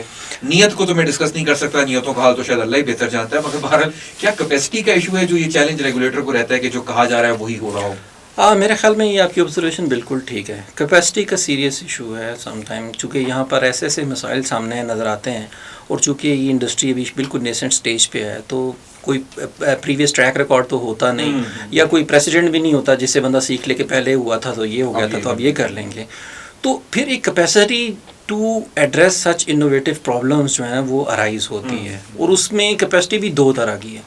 ایک تو شریعت کا نالج obviously, اور دوسرا فائنینس اور اکنامکس کا نالج. بالکل صحیح. ٹھیک ہے.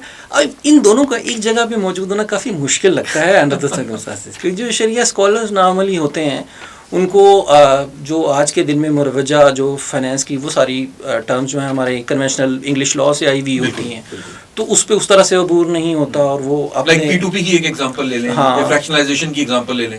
تو وہ سم ٹائم انڈرسٹینڈنگ کا بھی ایشو. تو شریعہ اسکالرس کو جو مروجہ فائنینشیل لاز اور اکنامک ہیں وہ ان کی طرف تھوڑا سا چیلنج ہوتا ہے اور لاز کو سمجھنے میں, اور جو لیگل ایکسپرٹس ہیں یا مارکیٹ کے ایکسپرٹس ہیں ان کو شریعت کے جو پرنسپلز ہیں ان کو انٹرپریٹ کرنے میں یا سمجھنے میں ہوتا ہے. اس کے علاوہ سم ٹائم ایک پرابلم کا سلوشن ڈھونڈنے کے لیے بھی انٹلیکٹ کی ضرورت ہوتی ہے, جس کے لیے کیپیسٹی بلڈنگ کی نیڈ ہے کہ اس طرح کا مسئلہ آئے تو آپ نے کس طریقے سے اس کو سارٹ آؤٹ کرنا ہے. تو اس وجہ سے میں سمجھتا ہوں کہ ڈفرینٹ انسٹیٹیوشنز جو دنیا میں کام کر رہے ہیں, خاص طور پر پاکستان میں بھی ہیں, جو ڈگری پروگرام سے سرٹیفکیشن کے تھرو یا اوور آل ورک شاپس کے تھرو اور ڈفرینٹ مین سے لوگوں کی کیپیسٹی کو انہینس کرنے کے لیے کام کر رہے ہیں. اور آبویسلی یہ بھی ہمارا بھی ایز اے ریگولیٹری ایک پرائورٹی ایریا ہے کہ ہم نے اپنی یعنی خود کی کیپیسٹی, ایس سی سی پی کے ہیومن ریسورسز کی کیپیسٹی اور اپنی انڈسٹری کی جو کیپیسٹی ہے دونوں کو انہینس کرنا. ایسے کیا اقدامات ہیں جو ایس سی سی پی کرتا ہے انڈسٹری کی کیپیسٹی بلڈنگ کے لیے آن اسلامک اور شریعہ کمپلائنٹ پریکٹسز؟ اس میں خاص طور پر تو میں سمجھتا ہوں کہ جو منیمم کوالیفیکیشن ہے وہ لے کے آنے کی ضرورت ہے, لیکن اگین یہ گریجولی ہوئے گا. ہیومن ریسورس میں ہم کاسٹ آف ڈوئنگ بزنس نہیں بڑھانا چاہتے, تو ہم سب سے یہ نہیں کہیں گے کہ اپنے پاس ایک شریعہ اسکالر مینڈیٹریلی آپ بیٹھا لیں یا ایک بندہ ہو جس کے پاس یہ کوالیفیکیشن کاسٹ ہوئے گی. تو ہم یہ چاہیں گے کہ گریجولی لوگ اپنے یہاں کی ایگزسٹنگ ریسورسز کو بھی ٹرین کریں, اور جو ایکوائر کر رہے ہیں نئے ریسورسز اس میں خیال رکھیں کہ ان لوگوں کو زیادہ پریفرنس دیں, کیونکہ وہ زیادہ کام آنے والے ہیں جن کا اسلامک فائنینس کے ریفرنس سے کوالیفیکیشن میں بیک گراؤنڈ رہا ہے.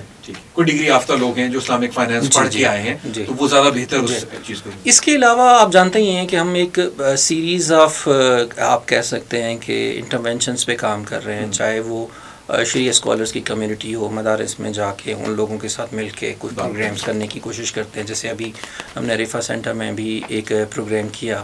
اس کے علاوہ ہم چیمبرس میں جا کے بھی بات کرنے کی بزنسز کی کیپیسٹی بڑھائیں, جو اپنے ریگولیٹڈ پرسنس ہیں یا انٹرمیڈیٹریز ہیں جن کو ہم نے لائسنس دیا ہوا ہے, ان کے ساتھ تو ہم ریگولر یہ سیشنز کرتے رہتے ہیں.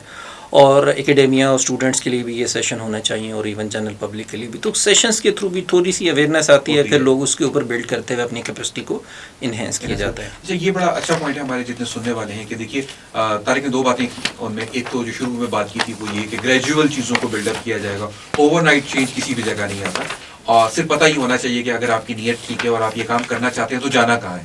جس طرح طارق نے بتایا کہ مختلف یونیورسٹیز ہیں, different podcast is one of the activities جس کے تھرو ہم چاہتے ہیں کہ لوگوں کو پتہ لگے کہ اسلامک فائنینس کہاں پہ ہو رہا ہے, کہاں سے آپ سیکھ سکتے ہیں. اسی طرح ڈگریاں ہیں جو آپ ڈگریز حاصل کر سکتے ہیں. طارق نے کی جو انٹروڈکشن میں نے ڈگریز بتائیں, آپ اسلامک فائنینس کے کورسز کرو, سمجھو اس پروڈکٹ کو, اور ڈیفینیٹلی آئی بلیو کہ یہ سب آہستہ آہستہ انشاءاللہ گریجولی ہماری فیلڈ میں آ جائے گا. طارق, ریگولیشنز, جب ہم کسی پروڈکٹ کی بات کرتے ہیں تو سب سے پہلے پوچھا جاتا ہے یہ لکھا ہوا کہاں ہے. تو ریگولیٹری فریم ورک پاکستان میں اسلامک فائنینس کا کیا ہے؟ اچھا, میرا خیال ہے کہ یہ سب سے بڑا چیلنج ہے میرے لیے ایز اے ریگولیٹر, کہ میں سمجھتا ہوں کہ جو سفیشینٹ لیگل اور ریگولیٹری فریم ورک پاکستان میں ہونا چاہیے وہ موجود نہیں ہے. اچھا, سفیشینٹ نہیں ہے یا بالکل نہیں ہے کام کرنے جوگا ہے, کام کرنے جوگا ہے, لیکن جتنا ہونا چاہیے. مثال کے طور پر میں آپ کو کہوں کہ پاکستان میں اس وقت کوئی ہمارا پرائمری لا نہیں ہے جو اسلامک فائنینشیل سروسز کو ریگولیٹ کرتا ہے, سوائے مداربہ لا کے. ٹھیک ہے, اور مداربہ بھی ایک سیگمنٹ کا لا ہے خالی. ٹھیک ہے, جس طرح ملیشیا میں ہمیں سننے میں آتا ہے اسلامک فائنینشیل سروسز ایکٹ ہے, یا ٹرکی میں بن رہا ہے نیشنل پارٹیسپیشن لا. تو اس طرح کا ہمیں ایک پرائمری لا چاہیے, چاہے وہ اسلامک بینکنگ کا لا ہو جائے, یا اسلامک فائنینشیل سروسز کا لا ہو جائے, یا اسلامک انشورنس یا تکافل کا لا ہو جائے. وہ لا پرووائڈ کرے basic enabling legal framework for Islamic financial services. Principal legislation ہوگا, پرنسپل کمپنیز ایکٹ ہے اور اس کے انڈر پھر باقی ساری چیزیں. جی بالکل. اب اس لا کی ایبسنس میں ہوتا کیا ہے؟ اب مثال کے طور پر جب بھی ڈسپیوٹ اور لیٹیگیشن ہوئے گا, اب ہمارے تو جتنے فائنینشیل سروسز کے لا ہیں وہ سارے کنونشنل ہیں, وہاں سے ڈرائیو ہوئے ہیں, کاپی ہوئے ہیں, جو پاکستان بنتے وقت ہمیں برٹش انڈیا سے ملے, ہم نے وہ بھی لکھ رکھے ہوئے ہیں, اور بہت سے ہم نے جو بنائے وہ بھی اسی فریم آف مائنڈ سے بنے ہوئے لا ہیں. تو وہ law basically conventional financial products کے لیے بنے ہوئے ہیں. جیسے انشورنس آرڈیننس ہے, وہ ٹپیکل انشورنس کے لیے بنا ہوا, تکافل ماڈل کے لیے وہ سوٹیبل لا نہیں ہے. تکافل کو ہم نے بیچ میں سے کہیں اس کی ایک نہر نکالی بھی. اب اسی طرح سے جیسے آپ کو یاد ہوگا پیمیکس پہ ہم کموڈٹی مراقبہ چلاتے تھے, تو پیمیکس کو ہم نے لائسنس دیا ہوا فیوچرز کا. تو کموڈٹی مراقبہ کو ہم فیوچرز میں ریپ کرنے پہ مجبور تھے. اس سے پروڈکٹ کی سینسٹیوٹی بھی اور اس کا اسٹرکچر بھی خراب ہوتا ہے, اور اوور آل اس کی جو لیگل اسٹینڈنگ ہوتی ہے وہ بھی ویک ہوتی یہ ہے. سوری میں ایک منٹ کے لیے آپ کو روک رہا ہوں. یہ بڑی اچھی آپ نے بات کی کہ تھوڑی ریپنگ کرنی پڑتی ہے, اور جب ریپنگ کرنی پڑتی ہے تو جو لوگ اسلامک فائنینس میں یہ تو نہیں کہوں گا کہ اس کی مخالفت کرتے ہیں, مگر جو کاؤنٹر نیریٹو رکھتے ہیں وہ یہ کہتے ہیں کہ بھائی یہ پرانی چیز کو ہی نئی ریپنگ میں کر کے پیش کر رہے ہیں, اصولاً فرق نہیں ہے. لیکن آپ کی بات سے مجھے اندازہ ہوا کہ یہ سب کچھ مجبوراً اس لیے کرنا پڑ رہا ہے کہ ہمارے پاس اسلامک لا کا کوئی پرنسپل لیجسلیشن موجود نہیں ہے. بالکل, یہ ایک بڑی ریزن ہے. مثال کے طور پر جب آپ سکوک کہتے ہیں تو بہت سے اسکالرس کی یہ ہوتی ہے کہ ایکچوئل پراپرٹی ٹرانسفر کیوں نہیں ہوتی. ٹھیک ہے, ٹھیک, تو پراپرٹی ٹرانسفر اس لیے نہیں ہوتی کہ جو پراپرٹی پہ 10 ٹائپ کے ٹیکس لگتے ہیں وہ کک ان ہو جاتے ہیں. اور فائنینشیل ٹرانزیکشن میں اگر یہ ٹیکس جو ریئل ٹریڈ والے جو عام خرید و فروخت پہ لگتے ہیں وہ لگنے شروع ہو جائیں تو فائنینشیل ٹرانزیکشن تو ہو ہی نہیں سکتی, فیزیبل ہی نہیں رہتی.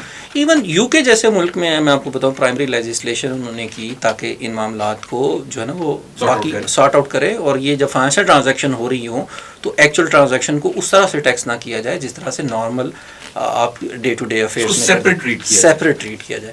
تو ہم نے بھی ایسا بہت سا پیچ ورک کیا ہوا ہے, ٹیکسیشن لا میں بھی کیا ہوا ہے, لیکن ابھی بھی بہت سی چیزیں ایسی ہوتی, جیسے کراچی میں بہت بڑا ایشو ہے کہ اجارہ کے اوپر آپ پروڈکٹ نہیں دے سکتے. وجہ یہ ہے کہ سندھ ریونیو بورڈ اجارہ کو ایک ڈفرینٹ طرح سے انٹرپریٹ کرتے ہوئے اس کے اوپر اتنی بڑی تعداد میں ٹیکس لگانے کی بات کرتا ہے کہ وہ پروڈکٹ فیزیبل نہیں رہتی. تو اچھا, اسی طرح سے اگر کوئی لٹیگیشن ہوگی اور پھر کورٹ میں جائیں گے تو کورٹ بھی دیکھے گا کہ یار اجارہ کا تو پاکستان میں کوئی لا نہیں ہے, تو وہ دیکھے گا کہ اس کا کمپیریبل لا کون سا ہے, تو وہ آئے گا لیزنگ کا لا. اور لیزنگ اور اجارہ میں تو فنڈامنٹل فرق ہے تو ایک ہی ٹائپ کی پروڈکٹس, لیکن پرنسپل وائز دونوں میں بہت جگہوں پہ فرق ہے. اب وہ فرق لٹیگیشن میں چلا جائے گا لیزنگ کی طرف, کیونکہ اس کا قانون موجود ہے, کیونکہ اس کا قانون, اور اجارہ کا قانون پرنسپل موجود نہیں ہے تو وہ اس کے حق میں نہیں جا سکتا. لیکن آپ جو کہہ رہے تھے نا کہ بالکل ہی نہیں ہے, تو ہم نے کیا یہ کہ جیسے اجارہ کو پروٹیکٹ کرنے کے لیے ہم نے ریگولیشن, لاز اور رولز میں یہ چیزیں کریٹ کی ہیں, لیکن چونکہ وہ پرائمری لا میں نہیں ہوتی تو یہ سبسڈی لیجسلیشن میں بنا ہوا لا کمپیریٹیولی ویک ہوتا ہے, اور لٹیگیشن میں جب بھی پھنستا ہے پرائمری لا پریویل کر جاتا ہے. ٹھیک ہے, تو ایک جو فنڈامنٹل ہمیں ایشو نظر آیا ہے کیپیسٹی کے علاوہ وہ ایک ڈیڈیکیٹڈ اسلامک فائنینشیل سروسز کا لا نہ ہونا ہے, اور میرا یہ خیال ہے کہ یہ میرے ٹارگیٹس میں شامل ہے ہمارے ڈپارٹمنٹ کے بھی کہ ہم ایک ایسا لا بنائیں اور پارلیمنٹ میں لے کے جائیں اور وہاں سے. میں ایگزیکٹلی آپ سے ابھی یہی بات کرنے والا تھا کہ یہ اتنی بڑی ڈیفیشنسی ہے, مطلب ایک بیچ میں ایک لوپ ہول ہے جس کی وجہ سے عام پڑھے لکھے لوگوں میں بھی یہ رجحان پایا جاتا ہے کہ یار یہ چیز تو وہی ہے, بس ریپنگ کی ہوئی ہے اس کی.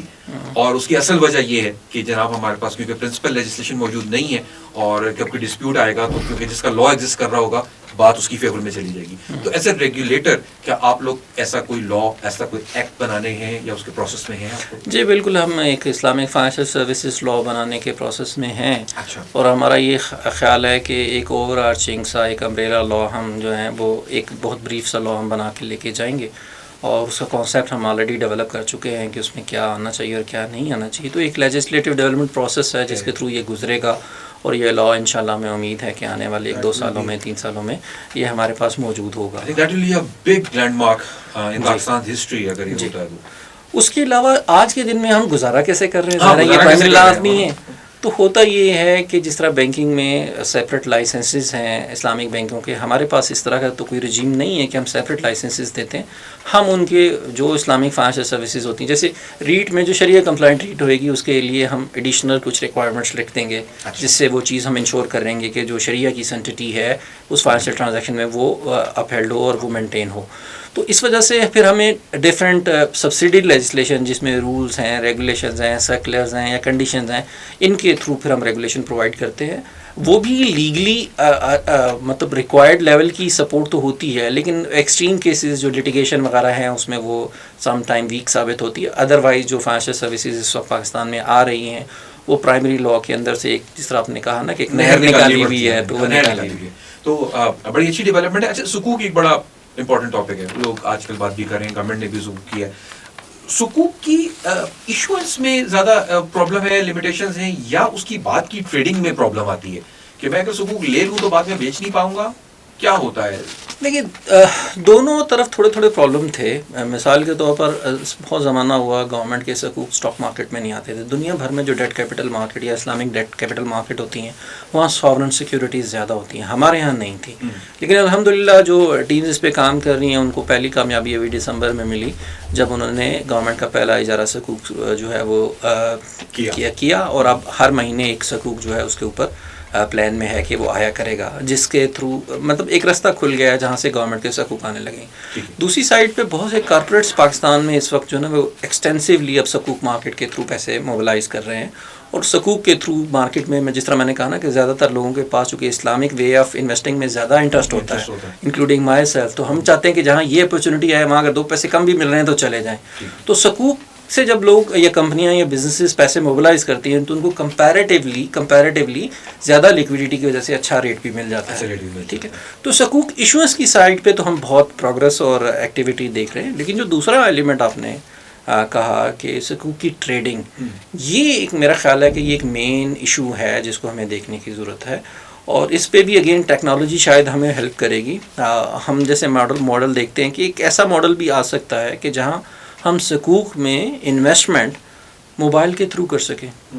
مطلب میں موبائل سے سکوک کو سبسکرائب کروں, موبائل سے سکوک کو ٹریڈ کروں, سیل کروں, اور موبائل سے سکوک کو ریڈیم کروں, اور پیسہ جو میں ہے وہ بھی ڈیجیٹل چینل سے اگر آ جائے. تو اگر ایسا آ جائے تو مثال کے طور پر مجھے مہینے کی پہلی تاریخ کو سیلری ملتی ہے اور میرے اکاؤنٹ میں ایک اماؤنٹ آتی ہے, تو اس میں سے مجھے پتا ہے کہ وہ سارے پیسے میں نے ایک دم خرچ نہیں کرنے, اوور دا پیریڈ ایک مہینے میں خرچ کرنے ہیں. تو میں بھی 10-15 دن کے لیے اپنے کچھ پیسے جو ہیں وہ سکوک میں انویسٹ کر کے ایک ریٹرن لوں, کیونکہ وہاں پر رسک جو ہے وہ کافی حد تک کم ہوتا ہے, اور میں اس ایونیو سے جس طرح کمیٹیاں ڈال کے پیسے میں رکھتا ہوں یا اس سے بہتر ساورن سکوک ہو جائے تو اس سے اچھی بات ہے. ساورن سکوک فار ایگزامپل آتا ہے جس میں ڈیفالٹ کا چانس نہ ہونے کے برابر ہوتا ہے, تو وہاں پر ہمیں ایک اسٹڈی ریٹرن ملا. اور آج کل کی جو انٹرسٹ ریٹ انوائرمنٹ ہے جس میں اچھا خاصا ریٹرن مل جاتا ہے, مطلب 16-17 سے 20, ابھی جو آخری گورنمنٹ کا سکوک ہے 19.5 اس کا ریٹ آف ریٹرن تھا, تو یہ کافی اچھا ریٹ آف ریٹرن ہے ایک آرڈنری انویسٹر. اور یہ جو بات ابھی آپ نے کی کہ اگر میں نے 1 مہینہ تنخواہ میری آئی ہے, پہلے دن تو میں ساری تنخواہ نہیں نکالتا,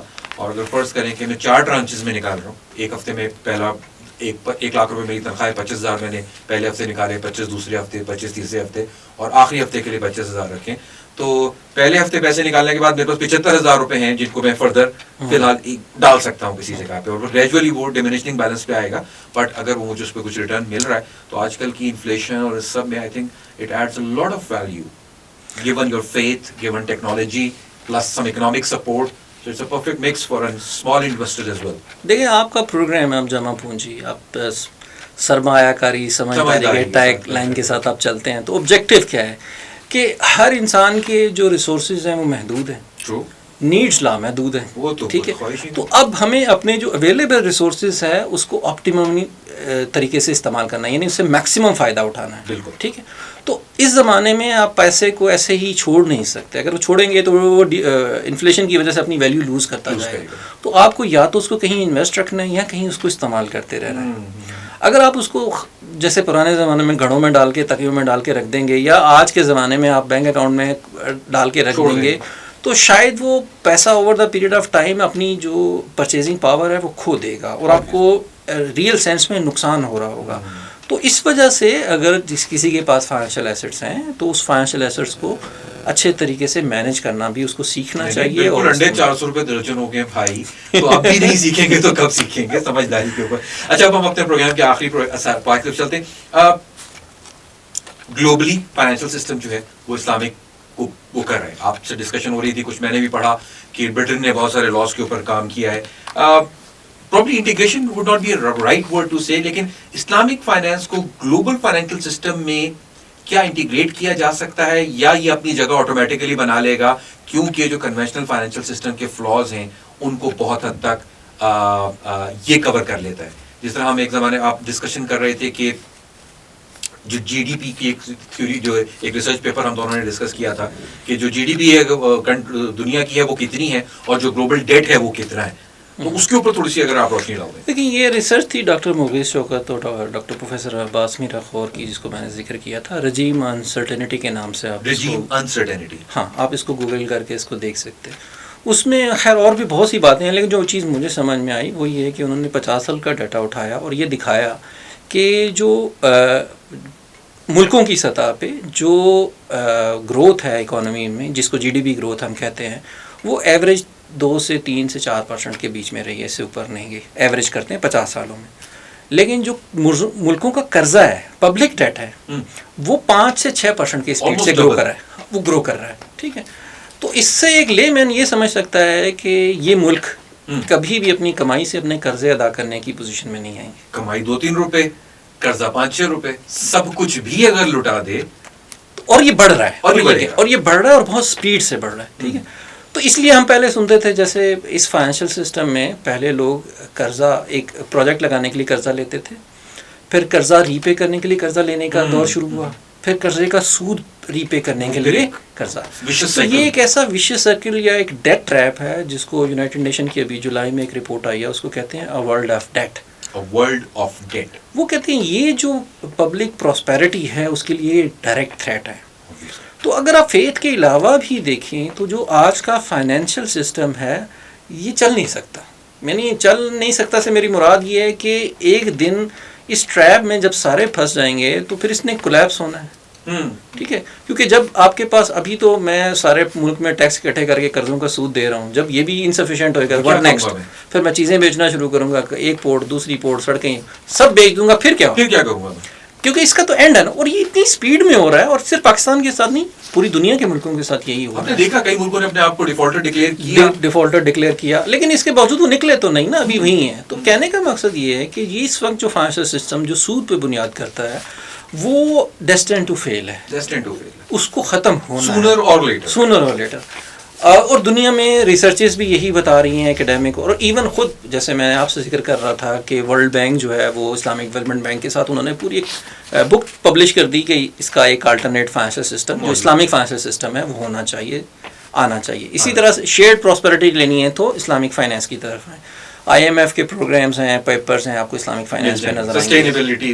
ہاں، SDGs کے جو ہم بات کر رہے تھے، ہاں اگر آپ SDGs کو دیکھیں اور شریعہ آبجیکٹیوز کو دیکھیں آپ کو لگے گا کہ آپ ایک ہی بات کر رہے ہیں. تو ہمارے جو لوگ سن رہے ہیں اور آج کل کی لیٹسٹ ٹرینڈز کو پڑھنے کے عادی ہیں وہ SDGs کو بہت اچھی طرح جانتے ہوں گے. نہیں جانتے تو پلیز پڑھیے. اسٹوڈنٹس کو میں انکریج کروں گا کہ پڑھیں اور اس کے بعد جا کے ان شریعہ پرنسپلس کو پڑھیں and try to find out کہ کتنے سملر ہیں یہ، اور کوئی فرق آپ کو نظر نہیں آئے گا کیونکہ سسٹینیبلٹی ان کا بھی آبجیکٹیو ہے. شریعت تو بات ہی سسٹینیبلٹی کی کر رہی ہے. ایگزیکٹلی. اچھا، اب ہم آخری ایک بات کی طرف چلتے ہیں کہ فیوچر آؤٹ لک کیا لگ رہا ہے پاکستان میں؟ کیا اسلامک فائنانس کو آپ فروغ پاتا دیکھ رہے ہیں؟ دیکھیے، ایک تو خیر میں آپ سے بھی بات کہنا چاہوں گا کہ ایک سوال کرنے کی شاید مجھے بھی آپ اجازت دے دیں، اور اس پہ آپ بہت زیادہ کام بھی کرتے رہتے ہیں مجھے پتہ ہے. وہ ہیں جو اسکیمز آتے ہیں.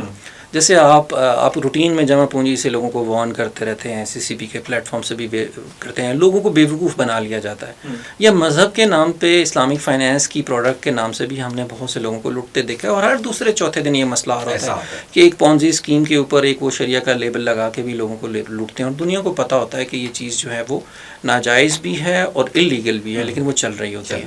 تو میں آپ سے بھی یہ ریکویسٹ کروں گا اور اپنے سننے والوں سے بھی، آپ کے سننے والوں سے بھی یہ کہوں گا کہ آپ دیکھنا ضروری ہے کہ اسلامک فائنینس کے نام سے جو چیز آپ کے پاس آ رہی ہے یا کوئی آفر کر رہا ہے تو وہ لیجیٹیمیٹ ہے یا نہیں ہے. مداربہ اسکینڈل آپ کو یاد ہوگا 2015-16 میں لوگوں کے اربوں روپے لوٹ لیے گئے کیونکہ وہ سارے کے سارے انلیگل ان رجسٹرڈ بزنسز تھے، ان کا کوئی ٹریک نہیں تھا، کوئی ریگولیٹری کور نہیں تھا، نام اسلام کا تھا، نام اسلامک فائنینس کا تھا. ٹھیک ہے، تو یہ چیزیں میرا خیال ہے ہمیں ہم سب کو دیکھنی چاہیے. یہ بہت اچھا پوائنٹ ہے آپ کا. تو آپ سے بھی میں یہ ریکویسٹ کروں گا کہ جہاں آپ ادر پونزی اسکیم پہ بات کرتے ہیں، پبلک کی رہنمائی کرتے ہیں اور ان کو بتاتے ہیں، اسلامک فائنینس کے ریفرنس سے جو لوٹنے والی اسکیمیں میں کہوں گا کسی پلاٹ کے نام سے، کسی دکان کے نام سے، کسی کمپنی کے نام سے آتی ہیں، ملٹی لیول مارکیٹنگ ڈبل کرنے کے نام سے ہے، جس میں بہت سے آپ لینڈ اسکیمز ہوئے، بہت سارے لینڈ اسکیم.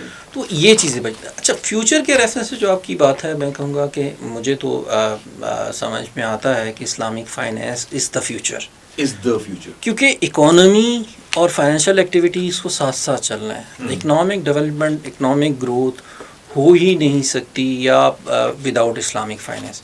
اگر فائنینشیل سروسز، کیپٹل اور جو ریکوائرڈ جو اس کا امپیٹس ہے وہ لوگوں کو ملتا ہے تو بزنس بھی فلرش کرتے ہیں, اکانومی بھی فلرش کرتی ہے, اور انڈیویجولس کو بھی فائدہ ہوتا ہے, اسٹیٹ کو بھی فائدہ ہوتا ہے. یعنی اب دیکھیں نا financial system as a whole کیا ہے, جو ابھی ہم بات کر رہے تھے کہ وہ پروڈیوسرز, پرووائڈرز آف فنڈ اور یوزرز آف فنڈ کو آپس میں کنیکٹ کرتا ہے.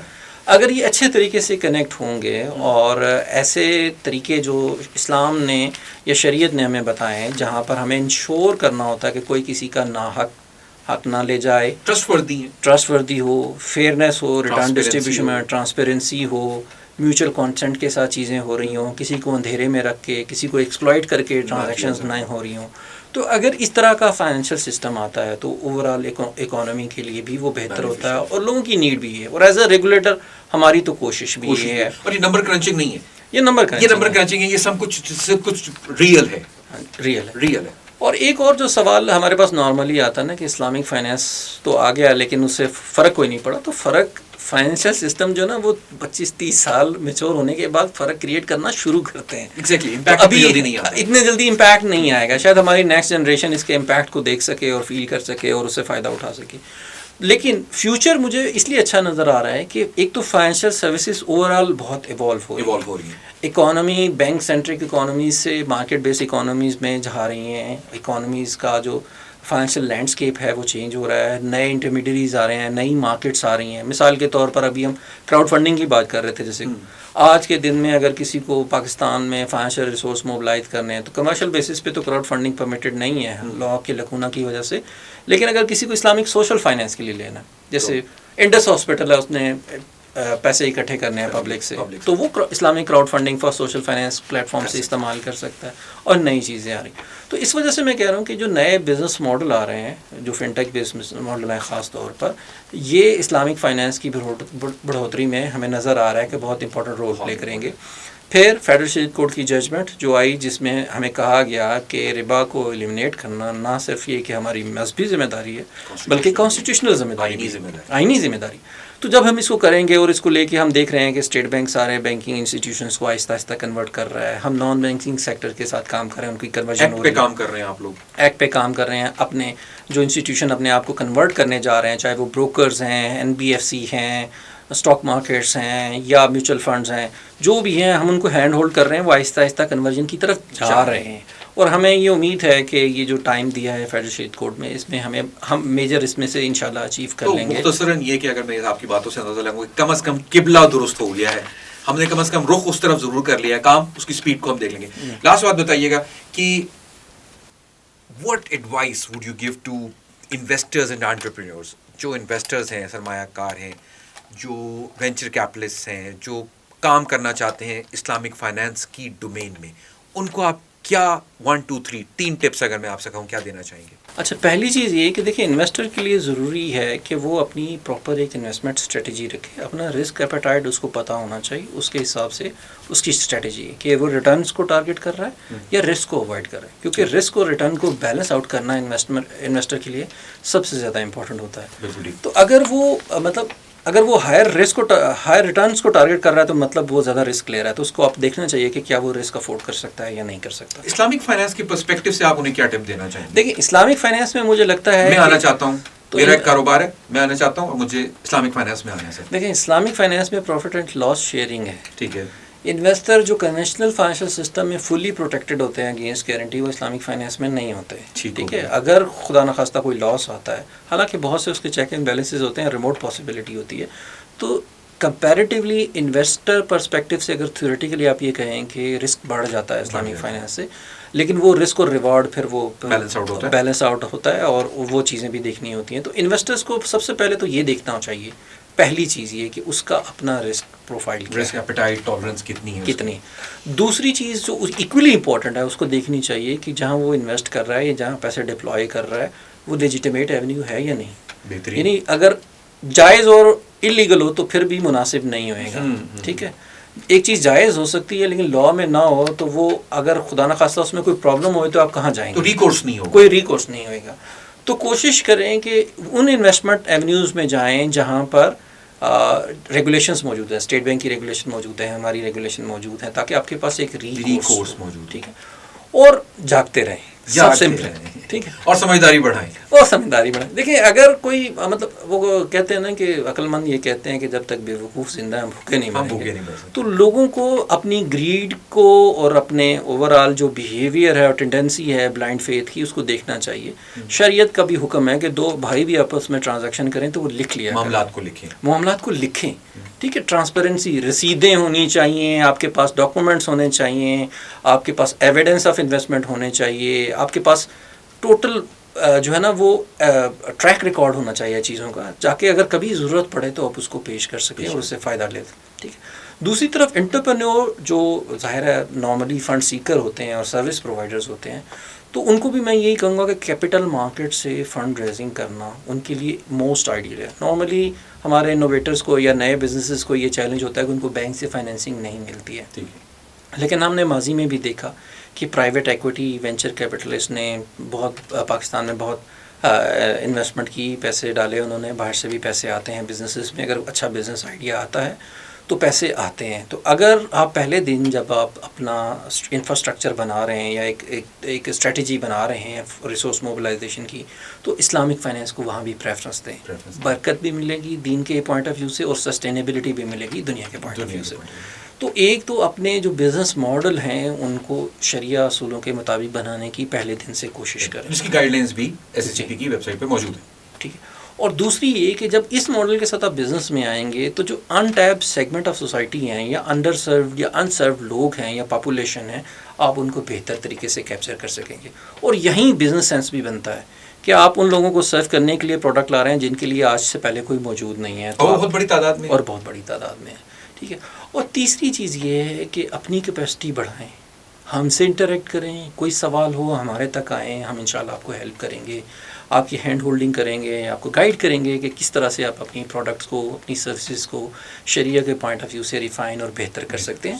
SSCP کا خود کا ایک شریعہ ایڈوائزری کمیٹی کا ایک سیٹ اپ موجود ہے، ہم ان سے بھی گائیڈنس لے سکتے ہیں. اور ادروائز لیگل اور ریگولیٹری فریم ورک کے ایکسپرٹس تو ہمارے پاس موجود ہوتے ہی ہیں، ہم ان سے بھی رہنمائی لے سکتے ہیں اور بزنسز کو بھی ہیلپ کر سکتے ہیں. Thank you Tariq. I think بہت ہی اچھی فروٹفل ڈسکشن رہی اور ہمارے سننے والوں کو اچھا لگا ہوگا. بہت ساری باتیں ڈسکس کی، مگر میں اپنے سننے والوں کے لیے کچھ باتیں ریکیپ کر دیتا ہوں. اسلامک فائنینس اور کنونشنل کا کیا ڈفرینس تھا وہ طارق نے بڑے اچھے لفظوں میں واضح کیا. کیا پروڈکٹس ہیں جن میں آپ اسلامک فائنینس کے تھرو انویسٹ کر سکتے ہیں. ہمارے جو انٹرپرینیورز ہیں ان کو اگر کنونشنل بزنس کو شریعہ کمپلائنٹ میں لے کے جانا ہے تو گائیڈ لائنس موجود ہیں. SSCP کے اندر ایک پورا ڈپارٹمنٹ ہے اسلامک فائنینس کے نام سے، وہ آپ کی ہینڈ ہولڈنگ بھی کرے گا. اس کے علاوہ قانونی معاملات میں آپ کی رہنمائی کرے گا.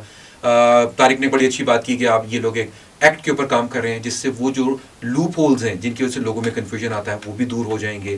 اور لیجیٹیمیٹ بزنسز پلس وہ انٹیپڈ لوگ جن کو آج تک کنونشنل فائنینس کا ایکسیس نہیں تھا، آئی تھنک اسلامک فائنینس ان کے لیے بہت بڑا ایونیو ہے اور یہی آپ سب کے لیے بزنس سینس بھی ہے. آخری بات یہ ہے کہ میرے دوست، شریعت کی بنیاد فیض ضرور ہے، مگر شریعت کوئی کھوکھلی چیز نہیں ہے. اس کے بارے میں علم حاصل کریں، اس کی تعلیم حاصل کریں، اینڈ آئی ایم شیور ہم سب مل کے ایک بہت اچھا اور مضبوط پائیدار اسلامی نظام اور ایک مضبوط پاکستان قائم کر سکتے ہیں. اپنا بہت خیال رکھیے گا. انشاءاللہ نیکسٹ پروگرام میں پھر آپ کے ساتھ حاضر ہوں گے. اللہ حافظ.